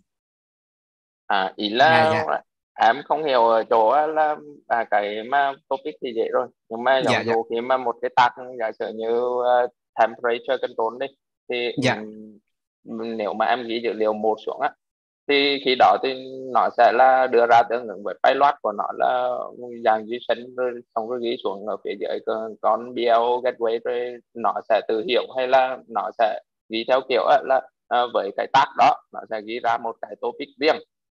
Trong cái payload nó thì sẽ là ghi dữ liệu, nó có hai kiểu khác nhau như vậy, nên là em không rõ là hiện tại là nó đang chạy theo kiểu thế nào á. Tức là theo như chuẩn của nó là bắt buộc phải truyền một cái chuỗi JSON, nhưng mà cái phần tạo ra JSON đó thì bên em đã làm giúp rồi, làm giúp anh rồi. Ví dụ như anh muốn ghi là value này, cái nhiệt độ này, cái giá trị này ghi 1, thì anh chỉ ghi thẳng là 1 thôi. Còn cái việc tạo ra topic sao đó sao á, thì cái driver này của bên em đã làm giúp hết anh rồi. Dạ. Tức là coi như anh cứ hình dung là bây giờ từ cái bước mà AT Driver Server sử dụng đi lên á, là coi như mình đang sử dụng như là một cái đối với một thiết bị thực á, thiết bị truyền thống thôi. Ghi 1 là nó chuyển xuống 1 và ghi 2 nó chuyển xuống 2. Còn việc mà nó tạo ra cái chuỗi JSON sau đó thì coi như là cái driver này nó đã giải quyết giúp anh hết rồi. Vậy cái KP MQTT này nó chỉ sử dụng được với thêm con BL Gateway thôi, hay là nó sẽ sử dụng được hết với tất cả các loại khác mà nó hỗ trợ được MQTT? Câu hỏi của anh cũng rất hay luôn. Anh nhìn trên cái danh sách driver của em, anh có thấy có 2 cái driver không anh? Một cái á, trang đầu tiên của anh là MQTT Client. Cái thứ hai á, là KP, tức là King Pigeon MQTT Client. Cái đầu tiên á, là dành cho cái model là HMI Gateway. Chính xác nó là Emco Gateway, là một cái bộ gateway mà của hãng Emco. Đây là hàng của châu Âu. Còn KP MQTT á, là King Pigeon MQTT Client, tức là cái driver dành riêng cho cái bộ BL mà em đang trình bày trong ngày hôm nay. Thì câu hỏi của anh rất là hay, bởi vì cả hai thằng này nó đều chung là chuẩn MQTT mà. Thì việc tại sao mà chúng ta phải thiết kế ra nhiều driver như thế, thì có một cái chỗ này là cũng hơi bất cập. Tức là mặc dù MQTT là một cái chuẩn riêng, nhưng mà tùy theo từng hãng thì cái như lúc này có một cái khái niệm lúc này anh có đề cập anh, tức là cái payload, cái chuỗi JSON anh. Dạ, tức là tùy theo từng hãng thì nó có cái payload, cái chuỗi JSON này là khác nhau. Ví dụ như là cái JSON của thằng này á, thì nó là đính kèm luôn cả ID rồi format khác nhau, mà cái payload, cái JSON của thằng kia nó lại khác, nên thành ra mới có cái nhiều phiên bản như thế á. Thì hiện tại á, thì những cái driver này á, thì đều là những cái phiên bản đầu tiên mà DNM đang phát triển, thì đang theo cái hướng là phát triển dành riêng cho từng cái. Thì nó cũng nhằm tới mục đích thứ nhất là cũng dễ sử dụng cho khách hàng. Còn nếu như trường hợp mà như anh nói á, thì đang hướng tới giải pháp là mình tích hợp một cái driver chuẩn chung dành cho tất cả những thiết bị nào hỗ trợ MQTT á, thì lúc này nó để đặt ra một câu hỏi là lúc này chúng ta phải cấu hình ra cái chuỗi JSON đó. Ví dụ đối với cái dòng Emco Gateway thì chuỗi JSON là sao? Lúc này anh phải khai báo. Đối với King Pigeon BL Gateway này thì cái chuỗi JSON như thế nào? Lúc này anh phải vô khai báo nữa. Thì nếu như mà đối với một người mà có kiến thức am hiểu nhiều như anh chẳng hạn, anh có kiến thức nhiều về cái MQTT, về JSON á, thì nó không phải vấn đề. Nhưng mà đối với một số các anh em mà xuất phát từ là thuần tự động á, thì mới tiếp xúc về phần mềm á, thì việc cấu hình đó thì nó thực sự em nghĩ rất là khó khăn. Nên thành ra bên công ty em mới chọn giải pháp đi theo cái hướng là tích hợp, dễ sử dụng, nên thành ra mới chia ra như thế. Bây giờ mọi người vào là chỉ cần có tích nhập thông số, nhập ID, nhập TOEFIC rồi thế dùng thôi, không cần phải quan tâm là JSON là cái gì, format là cái gì, payload là gì luôn. Dạ, em nghĩ câu hỏi của anh cũng khá là hay, bởi vì nó cũng là những cái băn khoăn mà những cái trăn trở mà trong quá trình mà đội ngũ kỹ sư bên em mà phát triển ra cái phiên bản driver dành cho các thiết bị IoT là như vậy anh. Dạ. Hướng tới mục đích là dễ sử dụng. Dạ.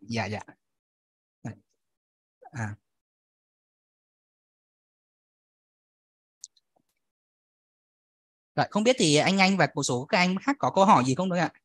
Em thấy giống như những câu hỏi của anh truy cập lúc này cũng rất là hay luôn đấy. Thì thực sự đây là những cái vấn đề mà mình sẽ gặp trong thực tiễn dự án đấy luôn ạ. Giống như là liên quan tới kiểm tra cái kết nối của thiết bị, status thiết bị, rồi ngay cả cái như last update time mà anh cũng đề cập, rồi cả cái vấn đề mà liên quan tới luồng đọc, luồng ghi các thứ.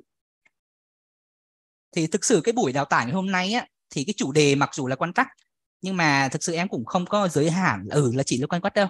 Em cũng muốn đây như là một cái buổi đào tạo này như là một buổi chia sẻ giữa anh em chúng ta.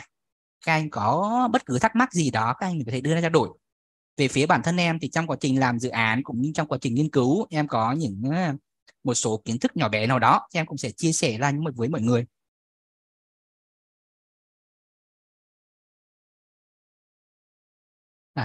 Để không biết hiện tại thì các anh và các bạn có một số câu hỏi gì, thắc mắc gì không ạ? Mình có thể đem ra đây thì em cũng có thể giải đáp và trao đổi cùng mọi người.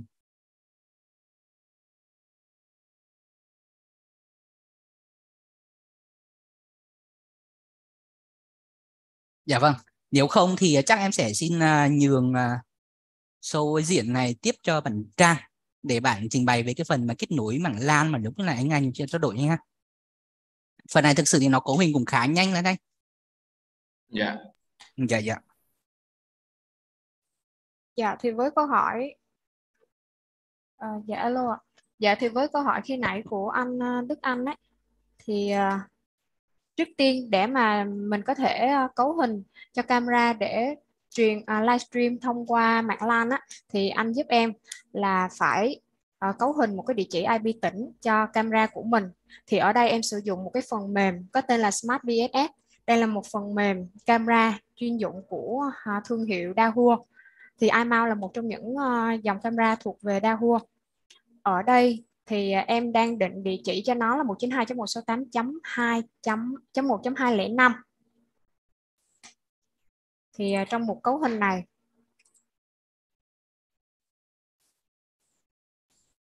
để mà tiện sử dụng để mà tiện thiết kế cho người sử dụng á, cho nên là ở đây em có tích hợp sẵn vừa thông qua cloud và vừa thông qua LAN. Thì dưới mục này em có để chú thích, nếu như mà đối với thông qua mạng LAN á, ở đây sẽ chính là mục camera ID sẽ chính là địa chỉ IP tỉnh của camera. Thì khi nãy em có đề cập chính là 192.168.1.205. Chọn chế độ tự động phát và nó sẽ hỏi mình một thông số là có thông qua cloud hay không, thì em sẽ chọn phone bởi vì hiện tại em đang truyền thông qua LAN. Tiếp đến là user ID. User ID thì đối với dòng camera của iMount á, thì quy ước chung sẽ là admin. Và password của mình chính là cái mục safety code nằm trên thân của camera. Thì đối với camera em đang sử dụng á, thì có safety code như thế này. Em sẽ thực hiện em cấu hình. Có một cái thông số của refresh time, thì cái này chỉ dành cho cái việc streaming thông qua cloud, cho nên là anh chị và các bạn có thể bỏ qua đối với việc streaming thông qua LAN. Vậy là em đã cấu hình xong các bước để chạy thông qua mạng LAN. Bây giờ em sẽ thực hiện chạy phần mềm của mình. Đây ạ. Anh chị và các bạn có thể thấy được là cái độ trễ của nó tương đối thấp và gần như là đồng thời. Dạ. Vậy là đó là các bước cấu hình xong cho mạng LAN rồi ạ. Dạ rồi, ok. Cảm ơn Dạ. Lan. Cảm ơn Trang. Dạ. Vậy em xin phép được dừng cái màn hình của em ạ.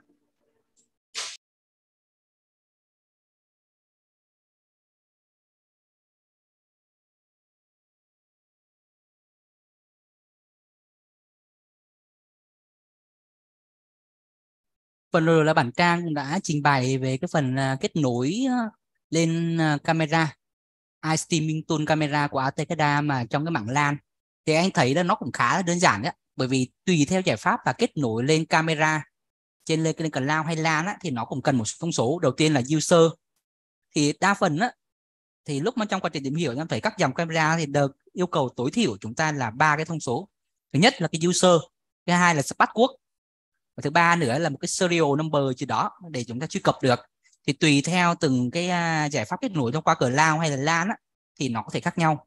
Ví dụ như kết nối thông qua LAN đi, thì user password á, là hai cái thông số mà được ghi ở trên cái thân của camera. Còn cái device ID lúc này chính là cái địa chỉ IP kết nối thông qua bảng LAN. Dạ, chỉ có 3 thông số thôi. Còn về cái phần mà kết nối thông qua cloud á, thì Trang cũng trình bày ban đầu rồi, cũng thông qua 3 thông số luôn, user và password. Lúc này user password không phải là cái admin rồi cái password mà in trên thân camera, mà sẽ là user và password của cái tài khoản iMount Cloud mà chúng ta đăng ký. Còn cái device ID thì lúc này thay vì là địa chỉ IP thì nó sẽ chính là một cái serial number, một cái secret key mà dành riêng cho cái thiết bị cloud của thiết bị camera của chúng ta. Dạ, thì trong quá trình thiết kế thì bên em cũng đã chuẩn hóa ra được cái thông số mà mục đích cuối cùng á, là hỗ trợ cho người sử dụng cấu hình một cách dễ dàng nhất. Chỉ thông qua vài bước kéo thả rồi nhập vài thông số cơ bản thôi là chúng ta có thể sử dụng lại được ngay. Dạ. Thì không biết thì cái phần trình bày vừa rồi của bên em là bao gồm về kết nối BL Gateway và kết nối iMount Cloud thông qua nền tảng cloud, thì các anh và các bạn có câu hỏi gì thêm không ạ? Thì các anh có thể đặt câu hỏi giúp em.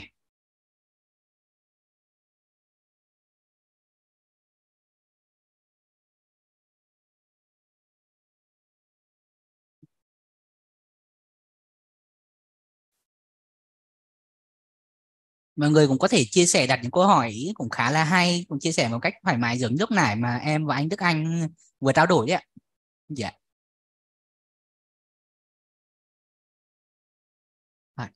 Nếu không thì chắc là em sẽ xin phép chuyển sang cái phần tiếp theo ha.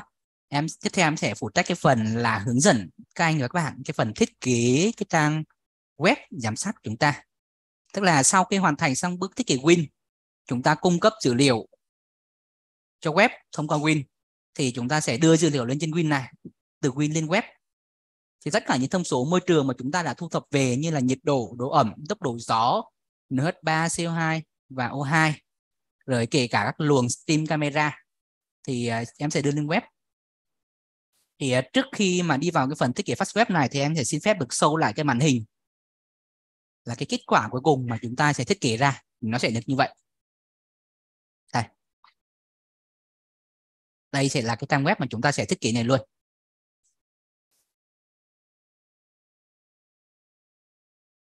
Rồi, thì để có thể sử dụng thiết kế được đấy thì các anh có chỉ ra bản để có thể thiết kế được cái web, thì bên AT cái lab có tạo ra một cái công cụ, một cái công nghệ tên là Fast Web. Tức là các anh và các bạn có thể thiết kế nhanh một trang web Ekada, có real time, có report, có login, có kết nối dữ liệu, tất cả mọi thứ mà chỉ thông qua vài bước kéo thả, vài bước cấu hình đơn giản thôi, mà không cần phải có kiến thức chuyên sâu, không cần phải có kiến thức nhiều về lập trình web như là HTML, CSS hay là JavaScript. Thì cái này là coi như là một giải pháp thiết kế web nhanh, chỉ thông qua vài bước kéo thả, chỉ mất khoảng từ vài phút là chúng ta đã có được một cái phần mềm Ekada giám sát.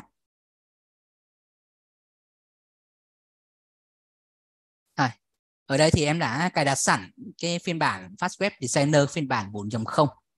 Thì đây là cái gói phần mềm nằm trong gói tổng ATSA phiên bản 4.0.1. Mục đích của chúng ta là sẽ kết nối, tạo ra được cái phần mềm kết nối dữ liệu từ Win lên web. Trong kiến trúc web của ATSA thì dữ liệu của chúng ta, dữ liệu real time là sẽ được kết nối tới WinForm. Lúc này phần bản trang trình bày về kết nối WinForm thì ở phần cuối có một bước là kéo thả ra một cái tool có tên là iWeb Service. Thì cái tool này chính là cái mở ra một cái cổng port cho phép từ web kết nối tới.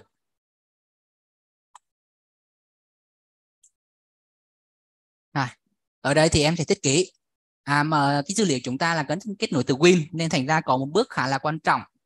Ở đây là cần phải có tag file. Thì hiện tại là bên em là đang thiết kế có hai máy của em và máy của bạn Trang. Thì máy của bạn Trang là kết nối dữ liệu về ATR server, là kết nối chạy WinForm. Thì giờ em sẽ thiết kế phụ trách phần thiết kế web, và web của em sẽ kết nối trực tiếp tới máy của bạn Trang thông qua địa chỉ IP. Tức là lúc này WinForm của chúng ta chạy trên một máy, webform và web server của chúng ta chạy trên một máy. Được chưa? Rồi. Đầu tiên thì chắc em sẽ nhờ bạn Trang gửi giúp em là cái tag file mà lúc này bạn tạo cho cái dự án.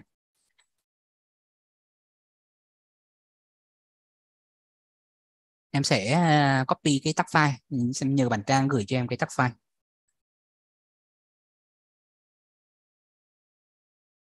Chúng ta lấy tag file là mục đích là để lấy ra cái địa chỉ của tag, để từ đó kết nối lên web. Giữa web và Win là sử dụng chung một cái kiến trúc web, sử dụng chung một kiến trúc tag. Tag ở giữa web cũng tương tự giống như tag ở trên web, là thống nhất chung trong một cái nền tảng như vậy.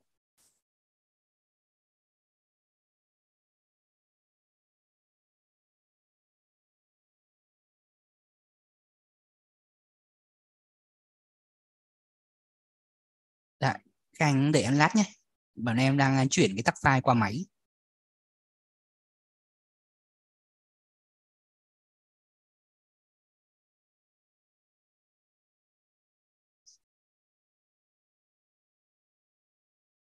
Vâng, đây ạ. Đây là cái tag file mà bên em đã tạo ra, lúc nãy là bản Trang đã tạo ra đây. Rồi, bây giờ em sẽ kết nối, sử dụng iTag Builder để tạo ra kết nối lại xem. Hiện tại máy em là đang chạy trên địa chỉ. Hiện tại IP của máy em đang có là 192.168.201 theo cổng Ethernet và .34 theo Wi-Fi. Bây giờ em sẽ kết nối tới AT Server đang chạy trên máy của bạn Trang.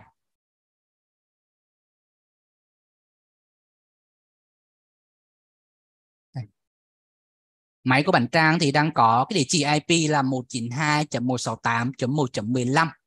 Thì bình thường trước khi làm dự án á, thì các anh và các bạn nên có một bước là kiểm tra ping giữa các server với nhau.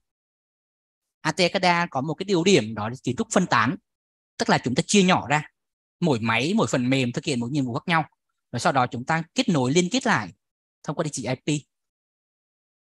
Ở đây thì trong kiến trúc của chúng ta là chúng ta đang chia nhỏ rất là nhiều phần đấy. Đầu tiên chúng ta có phần mềm là AT Driver Server, có nhiệm vụ là thu thập và kết nối dữ liệu.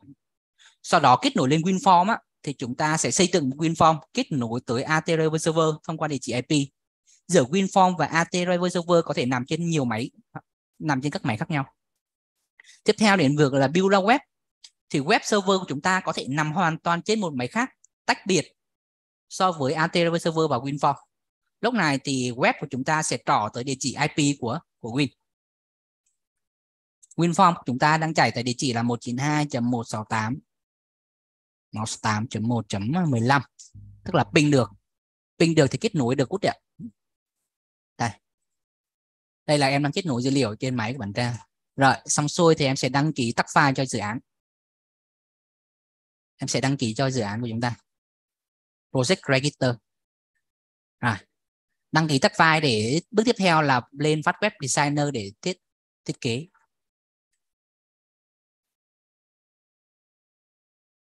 Ở đây thì chúng ta sẽ chọn New để tạo ra một cái project mới. Trong mục project này á, thì có thêm một cái thông số so với phiên bản đời đầu. Thì phiên bản 4.0 này có thêm một cái thông số là Dark Mode. Dark Mode tức là sao ạ? Thì đối phiên bản Fastweb 4.0 là có hỗ trợ Dark Mode. Thì ở cái mục cài đặt có một dấu tích Dark Mode á, tức là các anh chị có cho phép cấu hình Dark Mode làm cấu hình mặc định hay không. Nếu như chúng ta nhấn tích thì khi chạy lên Dark Mode là chế độ mặc định. Khi login vào thì màn hình chúng ta sẽ chuyển sang màn hình dark, màn hình đen. Còn nếu như là bỏ tích, tức là chúng ta chọn chế độ Light Mode làm chế độ mặc định. Ở đây thì em sẽ tích chọn, tức là chọn chế độ Dark Mode. Ở đây là có một cái mục gọi là chuỗi kết nối Authentication, tức là kết nối tới địa chỉ IP nào, tức là kết nối connection AT-Ekada user account. Ở đây thì coi như là toàn bộ dữ liệu database á, em cũng sẽ kết nối tới máy tính và nằm trên bản Trang luôn. Ở đây thì em đã có mở cái phần mềm là MySQL. MySQL này thì sẽ trỏ tới cái địa chỉ là 192.168.115 đây ạ. Đây chỉ là database nằm trên máy của bản Trang. Rồi, trong cái database này á, thì có một cái trong MySQL này có một cái database tên là AT-Ekada. Thì trong này có một cái mục tên là user account ở đây. Thì chỗ này á, thì chúng ta sẽ tạo ra một cái chuỗi kết nối tới cái table là user account. Thì mục đích bước này á, là để tạo ra cái link tới cái table để xác thực cái quyền đăng nhập. Ở đây thì chúng ta có hai cái user là user admin với operator, tương ứng với hai quyền là quyền admin và quyền operator. Thì nói chung thì cái phần thiết kế nâng cấp này á, thì ngoài từ cái phần Dark Mode và một phần liên quan như em đã trình bày từ đầu á, thì kiến trúc và cách sử dụng lại Fastweb thì nó hoàn toàn tương tự như phiên bản đời đầu. Thì nếu như các anh và các bạn mà chưa có nắm về cái phần sử dụng Fastweb này thì bên em cũng đã có một cái video hướng dẫn đào tạo về sử dụng Fastweb, thì các anh và các bạn có thể coi lại. Thì để không mất thời gian thì sau đây em sẽ đi tua nhanh cái phần cấu hình này. Thì em sẽ focus chú trọng vào những cái phần nào mà cần lưu ý, những phần nào mới thôi. Còn những phần nào mà đã có những video hướng dẫn cụ thể thì em sẽ xin phép được đi qua. Rồi, chúng ta bấm OK. Chúng ta tạo ra một cái view đầu tiên gọi là layout. Content là cái tên hiển thị. Location là cái địa chỉ nằm ở trên cái link, đường link. Icon, home, roller, tức là những cái quyền nào, những cái user nào, có quyền nào có thể truy cập vào cái trang này, tức là admin và operator có thể truy cập vào trang này. Connection ở đây chính là cái chuỗi kết nối tới là cái phòng quét ở trên web cho chúng ta kết nối tới WinForm. Tức là ở đây interval tức là cứ 1 giây là chúng ta sẽ cập nhật dữ liệu một lần trên web, 1 giây. Rồi, ok. Rồi, trong cái demo web này trong cái demo web này thì em sẽ tạo ra đây là một số cái card. Ở đây thì em sẽ tạo ra một số cái card để kết nối tới 6 cái thông số và có cái live chart, pi chart và 2 cái camera. Rồi, ở đây thì em sẽ tạo ra một cái round, một cái hàng. Rồi, trong hàng này em sẽ chia ra 2 cột. Tức là chia ra 2 cột, một cột là cho các thông số quan trắc và một cột là cho camera. Đây ạ, 2 cột, một cột cho quan trắc và một cột cho camera.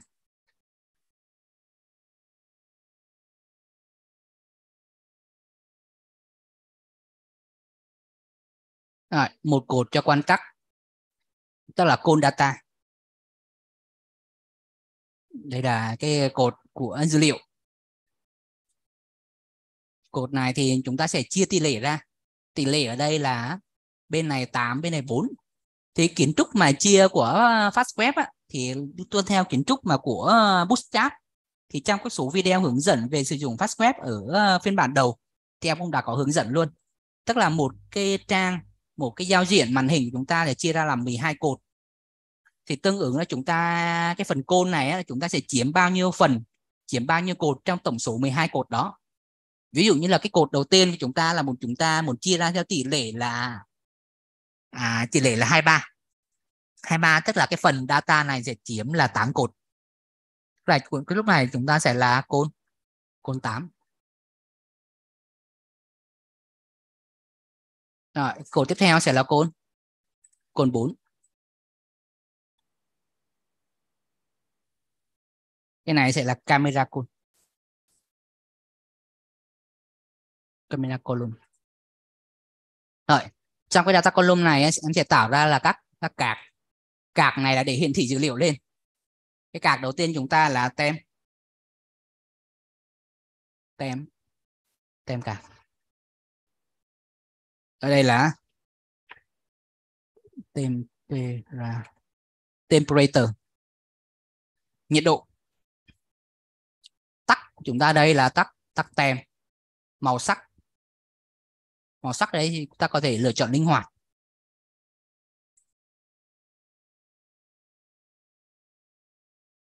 Ở đây em chọn cái màu cam hơi sầm sầm xí.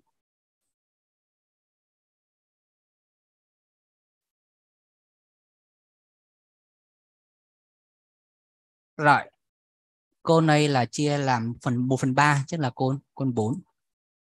Ở đây chúng ta chia ra là trên một hàng này là có 3 cái card, tức là tỷ lệ là 1/3, tức là côn 4. Rồi, tương tự em sẽ copy ra. Tổng cộng chúng ta có bao nhiêu cái card đấy ạ? 1, 2, 3, 4, 5, 6. Có 6 cái card.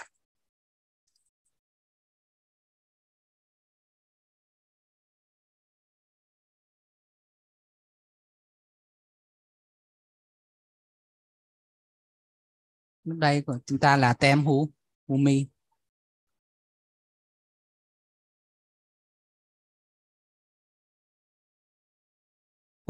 Humidity phần trăm.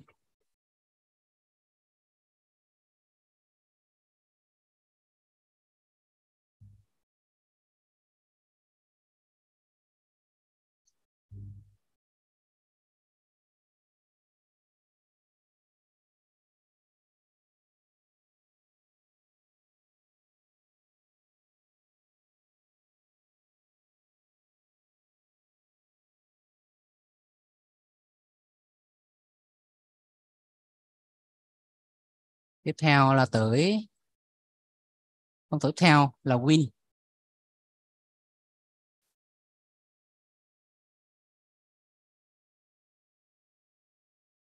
Tốc độ gió.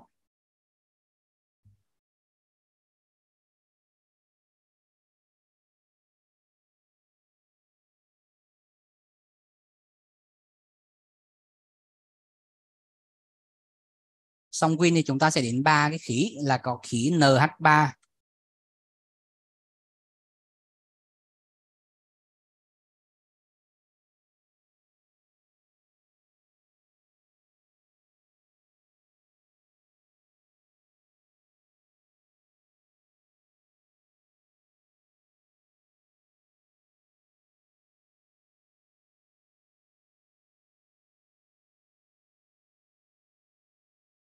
khí O2.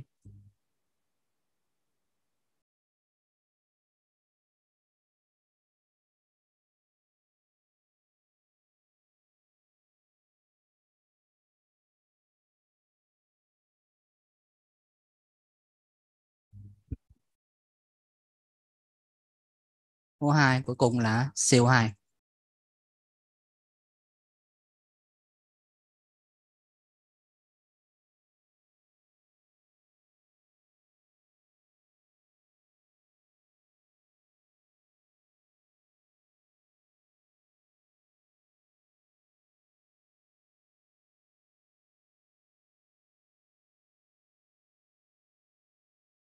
Vậy là em đã thiết kế xong 6 cái card. Tiếp theo là một phần thiết kế là camera. Tiếp theo là đến cái phần là thiết kế phần camera. Thì ở cái phần này camera chúng ta sẽ có chia ra một cột. Thì trong cái cột này camera sẽ chiếm full luôn. Đây, iStream camera đây ạ. Trong chỗ camera này thì có một thông số rất là quan trọng là connection. Thì connection này là một cái mã số định danh cho cái chuỗi kết nối của camera. Thì ở đây em có tạo ra cái phần này đây. Camera chúng ta đây là một cái chuỗi kết nối này. Thì chuỗi kết nối này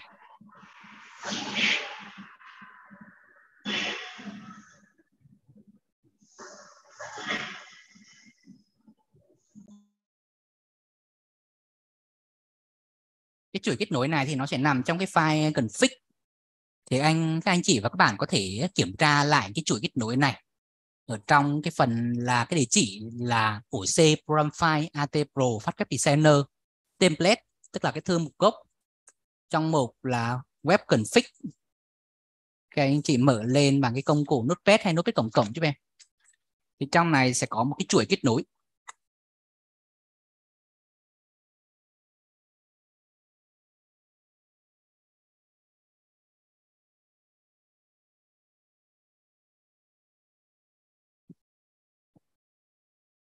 Đây, chỉ là cái file config này.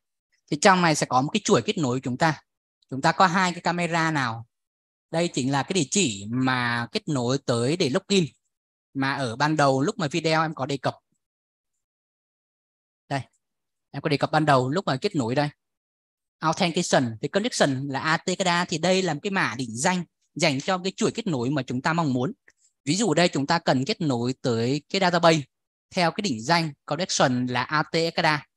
Thì đây chính là cái địa chỉ server, cái địa chỉ database của chúng ta.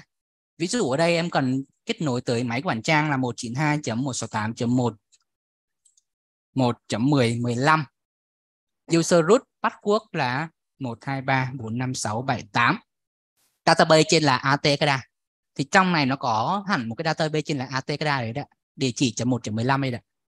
Rồi, tiếp theo để tạo ra cái chuỗi kết nối tới camera. Thì chuỗi kết nối tới camera thì như ban đầu em có trình bày, thì đối với một cái camera thì bên em chuẩn hóa ra làm 3 thông số. Thứ nhất là một cái user, thứ hai là thông số password và thứ ba là thông số camera ID. Thì 3 thông số này thì chúng ta sẽ tạo ra một cái chuỗi kết nối như vậy. Phần mềm sẽ đọc từ cái chuỗi kết nối này. Thì mục đích mà để tạo ra chuỗi kết nối này là để che giấu cái thông tin. Bởi vì cái nội dung trong file web config này là chỉ có ở máy chủ, máy server biết mà thôi. Khách ở ngoài truy cập không thể nào biết được. Thì để có thể che giấu được cái thông tin về cái chuỗi kết nối này, thì thay vì nhập trực tiếp user, nhập trực tiếp password, nhập trực tiếp camera ID, thì chúng ta sẽ định danh cho tất cả cái thông số kết nối này bằng một cái tên. Thì ở đây em đặt tên cho nó hai cái camera này, chúng ta là hai cái tên là camera 1 và camera 2. Đó, các anh chị và các bạn điền cái chuỗi kết nối này trong cái mục connection string giúp em. Rồi, quay lại cái phần thiết kế. Ở phần camera này, khi các anh và các bạn add thêm cái tool camera stream này, thì sẽ có điền vào đây là cái content. Content là cái tên hiển thị phía trên. Chuỗi connection là muốn kết nối tới camera nào. Thì ở đây thì có hai chuỗi kết nối là kết nối tới camera 1 và camera 2. Em điền vào. Camera 1 là camera kết nối tới cam đang chạy ở triển lãm. Còn camera 2 là cái camera đang kết nối tại văn phòng. Đây là tỷ lệ 16:9 hay tỷ lệ 43. Call 12 tức là full. Token time tức chính là đây cái thời gian mà để request lấy lại cái token. Thì ở phần thiết kế WinForm thì bản trang cũng có trình bày. Hiện tại thì chúng ta đang hỗ trợ cái version là kết nối thông qua cloud. Rồi. Cái này là camera 1. Đây, được chưa? Camera 1. Rồi. Cái này chúng ta là camera 2.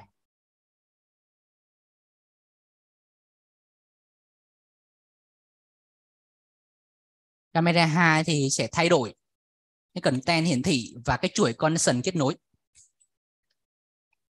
Được chưa? Connection này tính là trỏ tới một cái chuỗi kết nối tới camera được đặt trong file web config. Đó. File web config là anh chị các bạn có thể truy cập vào trong cái thư mục là Fast Web Designer Template, có cái mục cuối là web config ạ. Đây chỉ là cái file cấu hình web của chúng ta. Rồi, sau khi xong xuôi thì em sẽ lưu lại cái project này, lưu ở desktop. Fast Web Demo. Rồi. Sau khi đăng ký xong thì chúng ta sẽ register. Đó. Register thì cái file config của chúng ta sẽ được nằm mặc định ở trong cái folder là Fast Web Designer Template App Config. Ở đây các anh chị và các bạn có thể thấy ngay là chúng ta vừa có một file cấu hình vừa được tạo ra đấy. Đây. Khi chúng ta nhấn register thì cái file này nó sẽ được tạo ra. Em thử xóa đi tạo lại nhé. Rồi. Sau khi có cái file cấu hình này xong á, thì việc các anh chị là chỉ cần copy nguyên cái thư mục template này cho em, bỏ vào trong cấu hình IIS.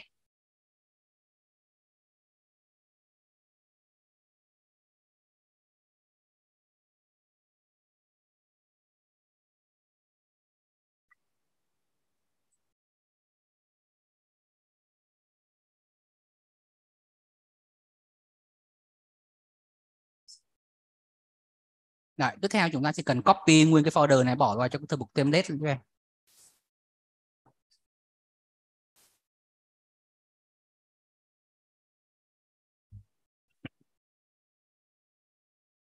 Về cái video mà hướng dẫn cấu hình IIS thì hôm qua bản trang cũng đã có quay một cái đoạn video để hướng dẫn trong cái phần mà liên quan tới cấu hình trên cấu hình cho IIS chạy web Ekada. Thì phần này bên em cũng đã có gửi link cho các anh chị và các bạn.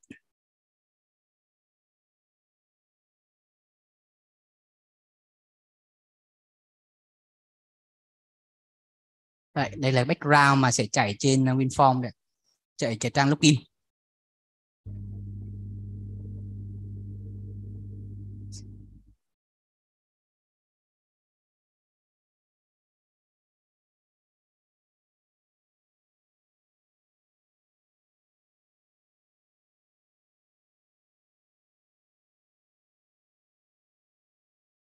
Rồi, tiếp theo thì em sẽ copy là cái folder template đó, bỏ vào cho thư mục là ủi C www root ủi C www root.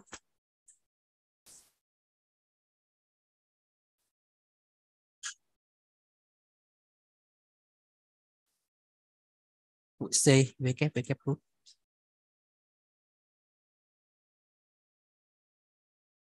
Đây, bây giờ em sẽ copy cái thư mục template này, bỏ vào trong ủi C, bỏ vào trong là ủi C interpub www root, copy vào. Về cái chi tiết các bước làm sao để mở IIS rồi cấu hình IIS thì trong video hướng dẫn mà cấu hình IIS dành cho web Ekada mà bên em có gửi link cho các anh chị và các bạn trong nhóm trong ngày hôm qua thì cũng đã có trình bày rất chi tiết. Thì bước này em cũng sẽ đi tua nhanh thôi. Có một lưu ý mà em muốn nhắc lại đây tức là khi bỏ vào trong thư mục interpub www root thì đây là cái thư mục mà Windows dành riêng, tạo riêng ra để cho chúng ta host tạo ra các dự án web. Thì đây là một cái thư mục mặc định được tạo ra bởi Windows khi chúng ta cấu hình IIS. Thì có một điểm quan trọng là khi mà các anh chị copy folder vào đây thì cần phải lưu ý là để ý đến cái tên của cái folder, bởi vì cái tên của folder này chính là cái link của cái địa chỉ trang web mà chúng ta sẽ truy cập. Ở đây là template thì em sẽ đổi lại, rename lại, đặt tên là AT Ekada chẳng hạn. Bởi vì lát nữa là cái tên mà folder chúng ta đang đổi đây sẽ tính là cái tên của cái trang web luôn. Rồi, bây giờ em sẽ mở IIS lên. Em sẽ mở IIS.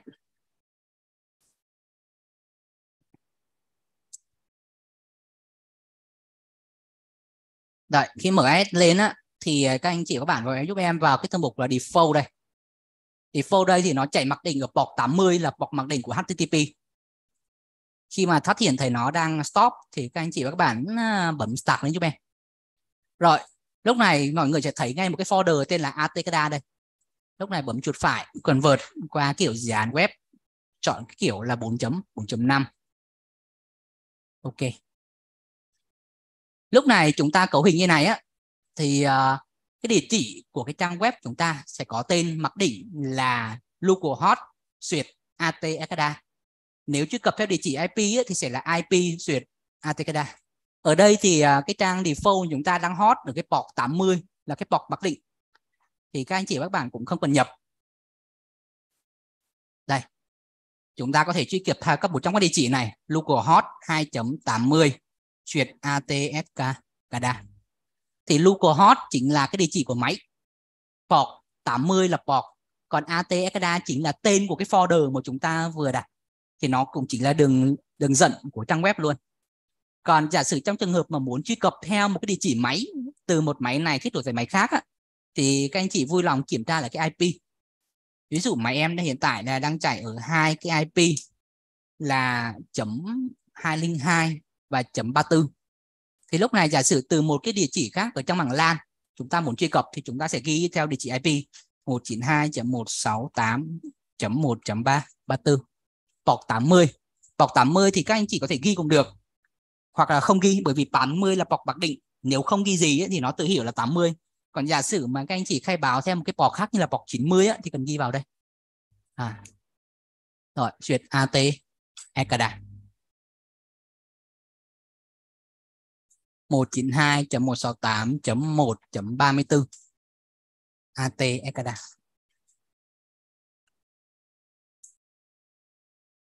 Đó, thì đây chính là cái trang web em vừa tạo ra. Chỉ thông qua vài bước click kéo thả đơn giản thôi thì chúng ta đã có thể vào được rồi.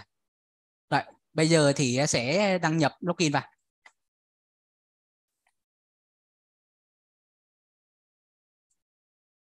Ở đây thì em sẽ có kiểm tra lại trước khi vào cái trang web này, em sẽ kiểm tra lại cái file Atkada chúng ta. Có một mục mà lúc này em quên chưa nói mọi người là chúng ta cần kết nối tới WinForm. Mà để kết nối tới WinForm á, thì cần nhập cái địa chỉ và cái port của máy đích. Mà cụ thể ở đây là máy của bản Trang đang chạy. Thì lúc này WinForm của bản Trang đang chạy ở địa chỉ là 192.168.1.15. Port là 8010. Thì lúc này chúng ta mở file web config lên, điền cái địa chỉ này vào.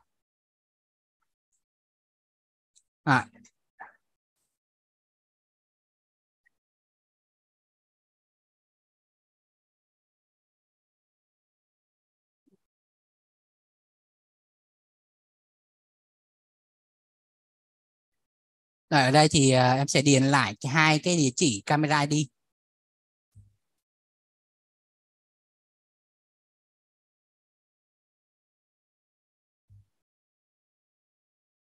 Đó. Đây là hai cái chuỗi connection lúc nãy em đã nói. Thứ hai là chỉnh là cái địa chỉ IP. Được chưa? Chỉnh trong cái file web config trong cái thư mục web của chúng ta. Bây giờ em sẽ mở trang web lên. Rồi, tải lại. Chúng ta sẽ login vào cái địa chỉ này. Admin tab admin. Đây, thì đây chính là cái hai cái video và cái giao diện web mà em vừa trình bày xong đấy ạ. Các chị các bạn có thể thấy ngay đấy. Đây chính là cái kết nối từ WinForm mà chúng ta kéo về.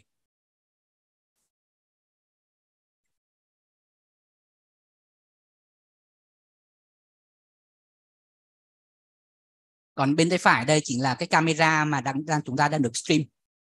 Camera 1 là camera được stream tải triển lãm. của AT Pro, AT Ekada Lab. Còn camera 2 là camera đang được xoay tại văn phòng đấy. Này, em đang vẩy mọi người đấy.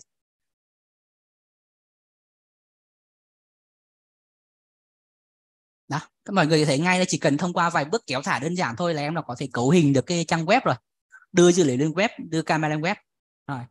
Và coi như chúng ta đã hoàn thành xong những cái bước cơ bản. Việc còn lại bây giờ coi như là muốn kéo thả thêm một cái chart cho đẹp hay là cấu hình sau đó thì em sẽ làm cái bước tiếp theo đây.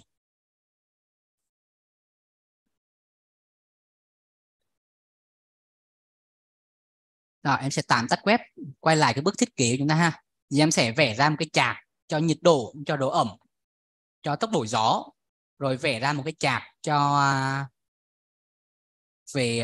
vẽ ra một cái chart cho về phần trăm tỷ lệ giữa các không khí.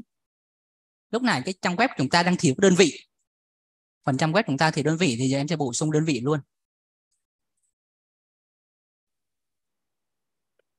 Rồi, tem cả nhiệt độ thì có đơn vị là độ C. Về cái đơn vị độ C là một cái ký tự đặc biệt.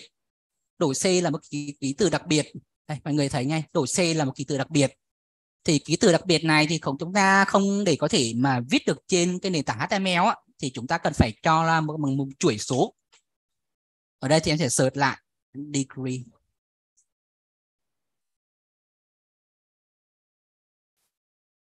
Đây. Em sẽ tìm ra cái mã HTML của cái độ C là bao nhiêu. Em điền vào.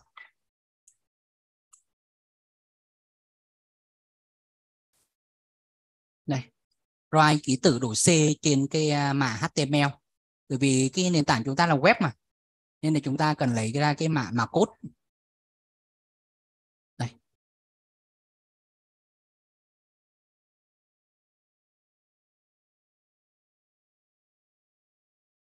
Là cái mã này.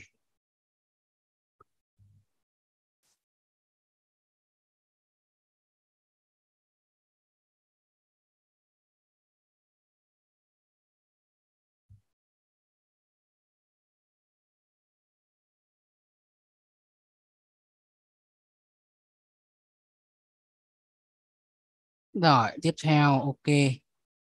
Umi đơn vị của chúng ta là phần trăm.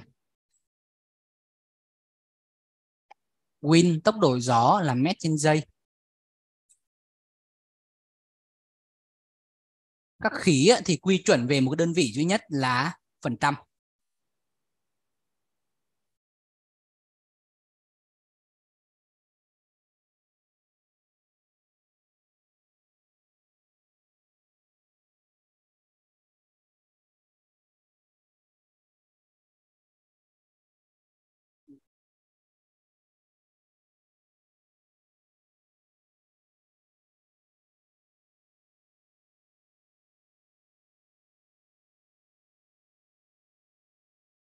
Cái đơn vị độ C.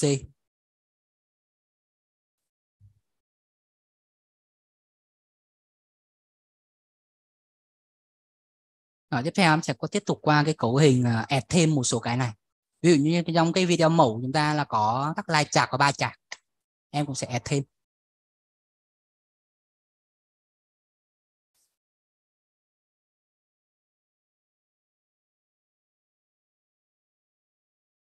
Rồi, em sẽ add thêm đây là hai cái chart, một chart này là chia đôi cái màn hình ra, tức là côn 6. Hai chart đây. Cái này gọi là tem chart đi.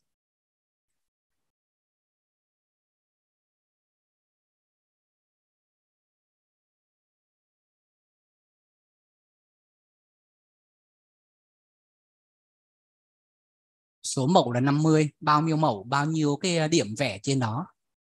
Rồi, nhiệt độ.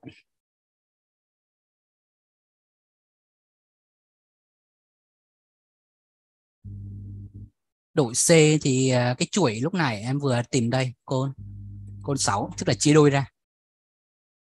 Item. Ở đây chúng ta là tem. Tem.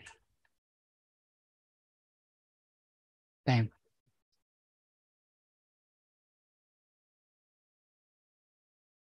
Đây là nhiệt độ.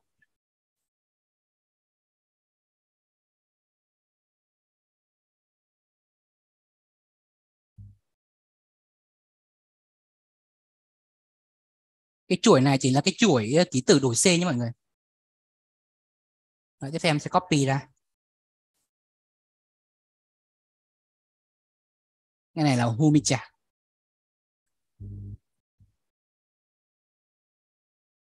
Cái này là độ ẩm.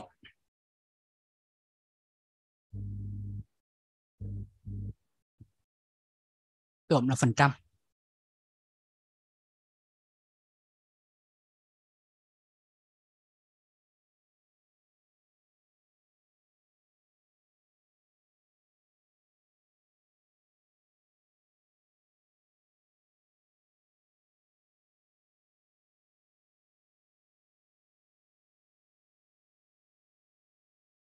Theo là wind, tốc độ gió.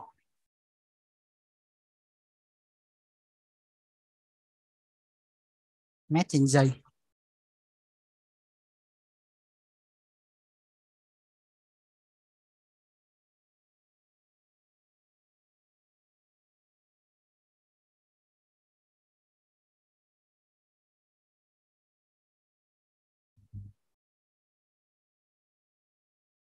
Cuối cùng là cái về biểu đồ không khí. Biểu đồ không khí thì ba thằng này đều có chung một cái đơn vị là phần trăm, là cái tỷ lệ phần trăm không khí chiếm ở trong. Cái chỗ này em sẽ chia ra là một cái dùng biểu đồ khác là air, không khí, chia ra cái tỷ lệ phần trăm là bao nhiêu đó.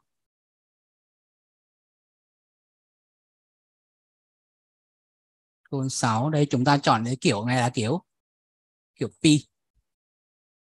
Chia biểu đồ là kiểu pi. Hai tầm. Ở đây thì em sẽ tạo ra ba cái. NH3. NH3. Thì tất cả các item này đều được link tới dữ liệu là các tắc hết. Tức là lúc này là các đồ thị, line chart hay là bar chart, pi chart chúng ta đều được real time dữ liệu từ các tắc. Kiến trúc cơ bản nhất trong phần mềm Atekada chỉ là tắc. Tất cả dữ liệu, các thông số, các đồ thị, các diễn hỏa, dashboard, Gantt chart đều được lấy dữ liệu từ tắc.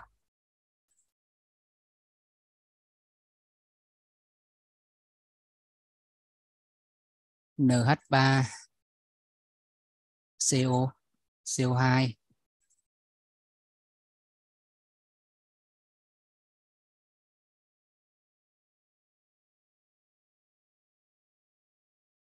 Rồi, O2.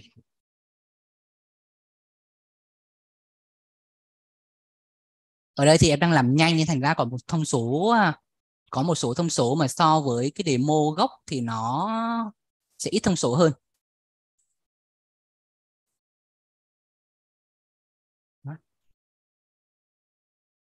Chẳng hạn như là ngưỡng cao, ngưỡng thấp, rồi các thành phần không khí còn lại thì ở đây em chưa liệt kê ra ở đây. NH3, CO2, O2. Ok. Xong xuôi thì chúng ta lưu rồi register lại. Thì lúc mà đăng ký lại, tạo update lại một project mới á, thì các anh chị và các bạn không nhất thiết là phải theo từng bước từ ban đầu là copy nguyên cái project bỏ qua thư mục web, mà chúng ta chỉ cần làm bước đơn giản là sau khi đăng ký xong vào cái thư mục app config này, chúng ta copy cái file config này, copy cái file config này thôi, và sau đó ghi đè vào trong cái project web của chúng ta.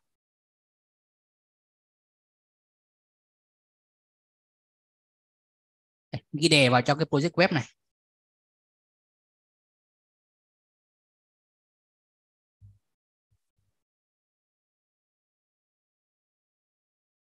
Đó, ghi đè cái project này vào trong đây. Còn phát long.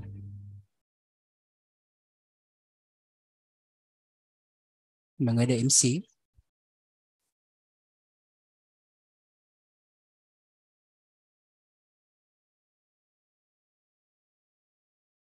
Chúng ta quay lại C, profile, AT Pro, web designer, template, app config, copy lại cái thư mục này. bỏ lại vào trong thư mục web.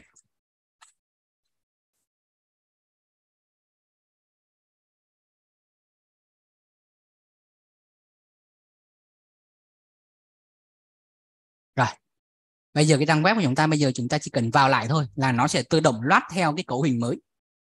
Cụ thể ở đây là localhost. Hoặc không em có thể tiếp tục truy cập theo cái địa chỉ IP cũng được. IP của mẹ em đang là .34.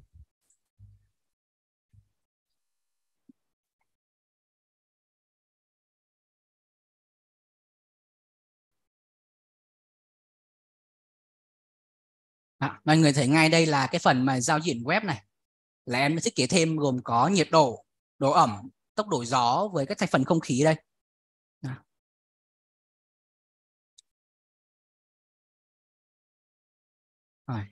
Về cái phần này thì coi như là cũng sẽ kế thừa cái nội dung đào tạo của FastWeb trong các phiên bản trước. Thì trong cái số video cái buổi đào tạo hôm nay thì em sẽ trình bày giới thiệu thêm về các phần. Hai phần chính đó chính là kết nối dữ liệu từ các thiết bị cảm biến thông qua bộ gateway BL-IoT, BL Gateway, kết nối thông qua giao thức mở MQTT, kết nối về phần mềm sau đó đưa lên web.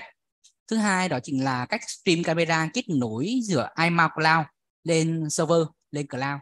Sau đó kết nối về web trên nền tảng WinForm lẫn WebForm. WebForm thì hoàn toàn được xây dựng bằng công nghệ software web. Thì các phần còn lại chẳng hạn như tạo ra các chain, các line, rồi tạo ra các phần report báo cáo thì nó cũng tương tự như các phần mà trong số đào tạo trước của FastWeb em cũng đã trình bày. Thì cũng để không mất thời gian thì em sẽ dừng ở cái phần mà kết nối hai phần chính đó thôi, là kết nối BL Gateway và kết nối stream camera. Thì không biết là sau cái phần mà trình bày của em liên quan tới cái phần thiết kế, sử dụng và cấu hình web Ekada sử dụng công nghệ FastWeb thì các anh và các bạn có câu hỏi gì không thì có thể đặt giúp em sẽ giải đáp. Anh cho em hỏi nhờ vậy. Dạ vâng, em Thì nghe là đây.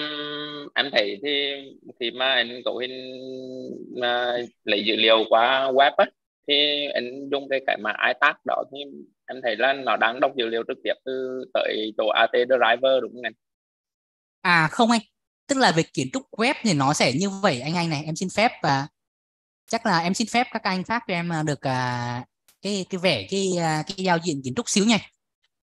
Em mở cái file nốt lúc này của mình đây.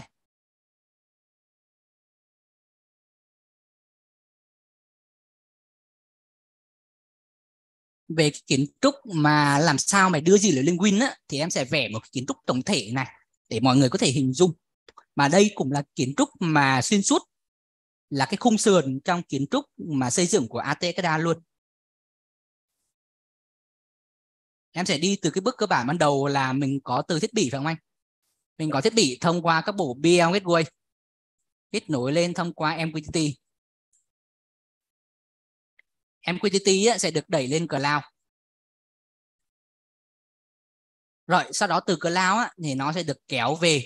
Thì cái phần mềm mà để đọc dữ liệu từ cloud về thì như em trình bày ban đầu thì chúng ta có sử dụng phần mềm là AT Driver Server là của AT Ekada. Đây, chúng ta có AT Driver. Sau đó AT Driver Server thì sẽ đóng vai trò như là một real time data. Nó cũng tương tự như là OPC thôi. Mục đích của nó chỉ là thu thập và điều khiển dữ liệu.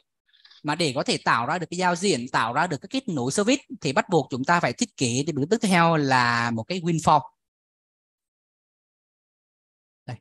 Đây là WinForm. Phần WinForm này là có lúc này bản trang đã trình bày đấy. WinForm. WinForm của chúng ta sẽ kết nối tới AT Driver Server. Rồi trên chỗ WinForm thì lúc này bản trang cũng đã trình bày luôn là sẽ có kéo thả ra một cái tool. Nó tên là iWeb Service.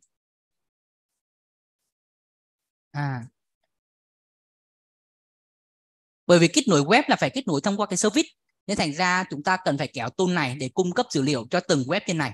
Tức là lúc này web sẽ được cung cấp bởi iWeb Service. Lúc này trang web của chúng ta,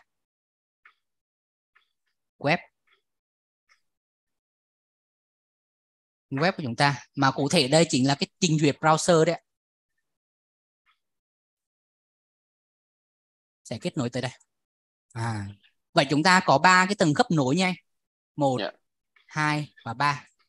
Số 1 là web sẽ kết nối tới Win, rồi Win là kết nối tới AT server, rồi sau đó AT server sẽ kết nối tới BL. Là coi như là mình có đến 4 cái khớp nối như này nha. Mỗi cái khớp nối này, mỗi cái cấu hình này á, thì chúng ta có thể thực hiện tính năng phân tán chạy trên một máy tính hoàn toàn khác nhau. Là chúng ta chỉ cần trỏ IP cho nó kết nối tới đó. BL là nằm ở một khu vực khác, AT server nằm trên một máy tính server khác, WinForm nằm trên một máy tính server khác, rồi web này là chúng ta có thể cấu hình web server trên một máy khác luôn. Cái này chính xác ở đây á, thì phải là web server anh ha. Chỗ này em cho phép em được chỉnh lại xíu, là phải chỗ này phải web server. Em xin được cái chi tiết hóa hơn. Lúc này chúng ta sẽ có thêm một cái thằng gọi là thằng số 0. Gọi cái thằng này thằng số 0 đi. Thì đây mới thực sự là thằng browser đây. Browser là sẽ là khúc này. Em chia nhỏ cái phần web của em nói ra. Đó. Thì lúc này browser sẽ truy cập tới browser đây thì có thể là PC, có thể là tablet, hoặc cũng có thể là mobile. Đó. PC này, tablet này, các browser này, các browser client này sẽ truy cập tới web server. Web server có thể là một máy chủ nằm độc lập riêng biệt trong cái cụm data center này. Trong cái cụm data center này. Đó. Thì web server sẽ kết nối dữ liệu tới WinForm để chạy dữ liệu, lấy dữ liệu. Rồi WinForm lại kết nối tới AT server để lấy dữ liệu lên. Rồi AT server sẽ publish và subscribe dữ liệu thông qua cloud để kết nối tới broker.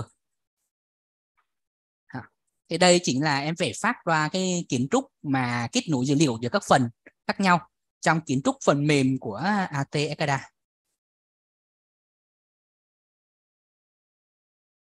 Em vẽ phát qua mấy cái hình này thì không biết anh đã nắm được cái phần này chứ anh ha?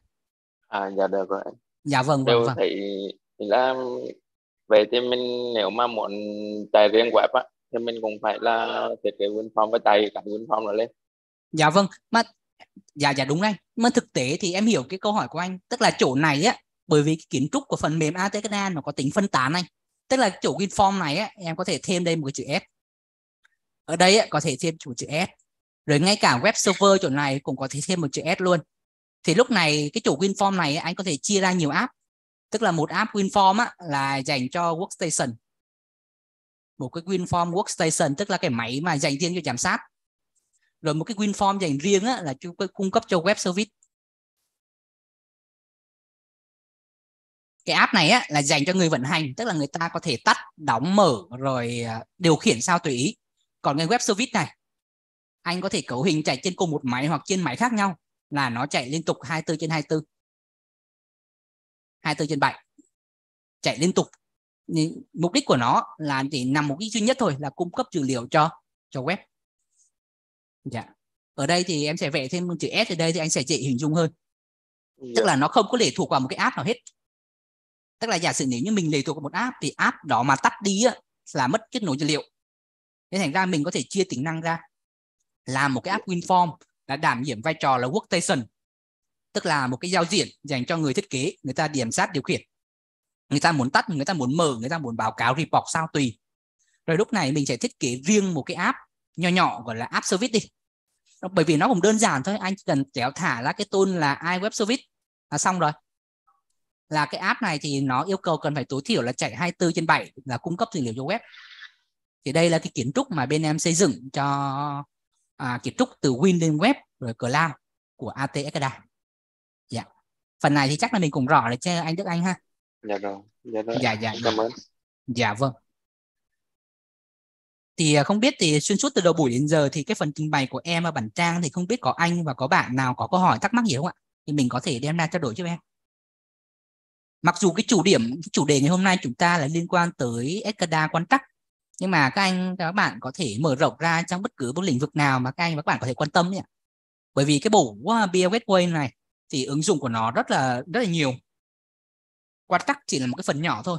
Ngoài ra nó có thể ứng dụng ở trong các dự án liên quan tới trang trại chăn nuôi, trong các lĩnh vực liên quan tới giám sát môi trường, rồi giám sát nhà máy thông minh, rồi giám sát điện năng. Chẳng hạn như giống như là các anh chị bạn mà có một dự án nào đó triển khai tại nhà máy đi, Mà yêu cầu của nhà máy chúng ta là cần phải giám sát cái năng lượng tiêu thụ của các máy đang vận hành thông qua các bộ Pogometer. Thì mình có thể lắp các bộ gateway này tải cái tủ điện, tải cái tủ phân phối, đo cái lượng điện năng tiêu thụ thông qua đồng hồ Pogometer. Nếu chúng ta muốn giám sát từ xa, giám sát phân tán, tức là giám sát nhiều nhà máy, giám sát nhiều phân xưởng, giám sát nhiều khu vực, nằm trên nhiều khu vực khác nhau, không giới hạn về khoảng cách, thì chúng ta có thể sử dụng bộ BL Gateway này. Bộ BL này sẽ kết nối đến các thiết bị, rồi sau đó bắn dữ liệu đến cloud. Và từ cloud này sẽ kéo về cái data center cho chúng ta giám sát từ xa.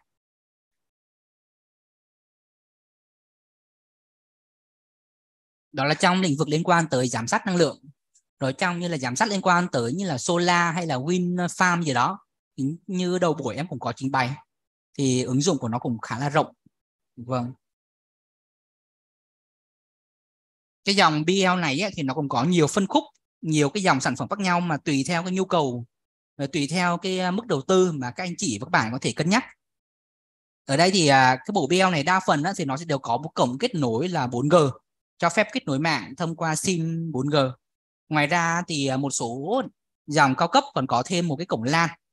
Tức là nếu như chúng ta đã có sẵn cái mã Internet đi được dây LAN thì chúng ta có thể cắm trực tiếp dây LAN này luôn. Hoặc đồng thời chúng ta sẽ song song vừa LAN vừa 4G. Dạ.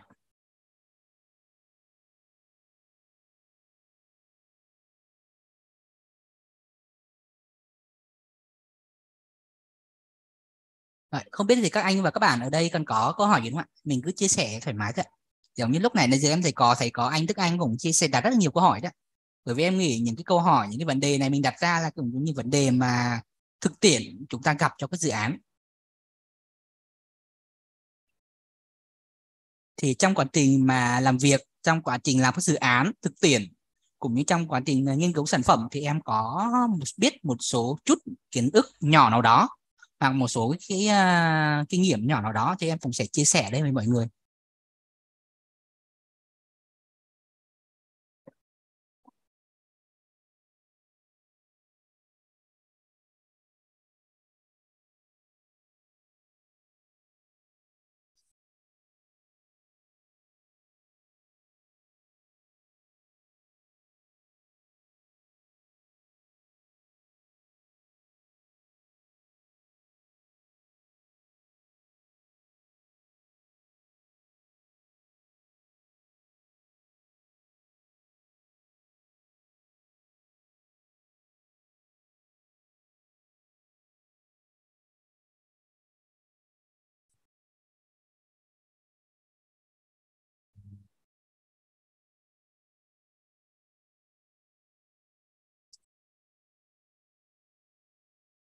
Dạ vâng.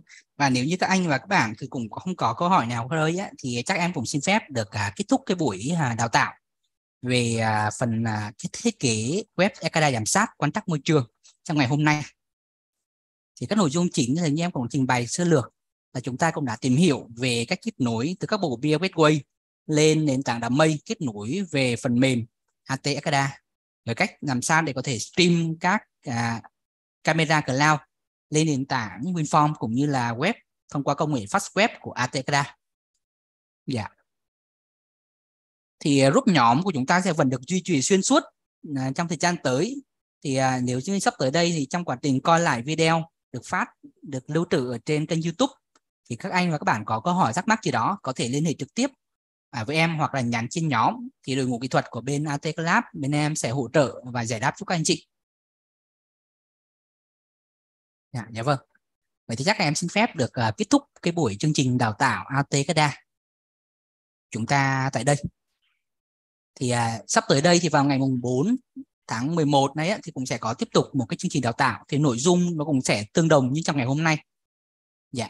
Thì nếu có thời gian thì các anh và các bạn có thể sắp xếp và để tham gia cùng tụi em, coi như để chúng ta đi lướt lại một các phần nội dung, xem thử còn có thiếu sót, cần gì bổ sung hay không, hoặc có những vấn đề gì đó mà các anh chị mới phát sinh thêm thì cũng có thể đem ra để trao đổi. Dạ vâng. Và lời cuối thì cũng rất cảm ơn các anh chị và các bạn đã đến với chương trình đào tạo của AT Ekada. Thì sắp thời gian tới cũng rất mong nhận được sự đóng góp cũng như ủng hộ của các anh chị đối với các sản phẩm của AT Pro cũng như của AT Ecalab. Thì em xin kết thúc về tại đây. Rất cảm ơn các anh chị và các bạn đã quan tâm.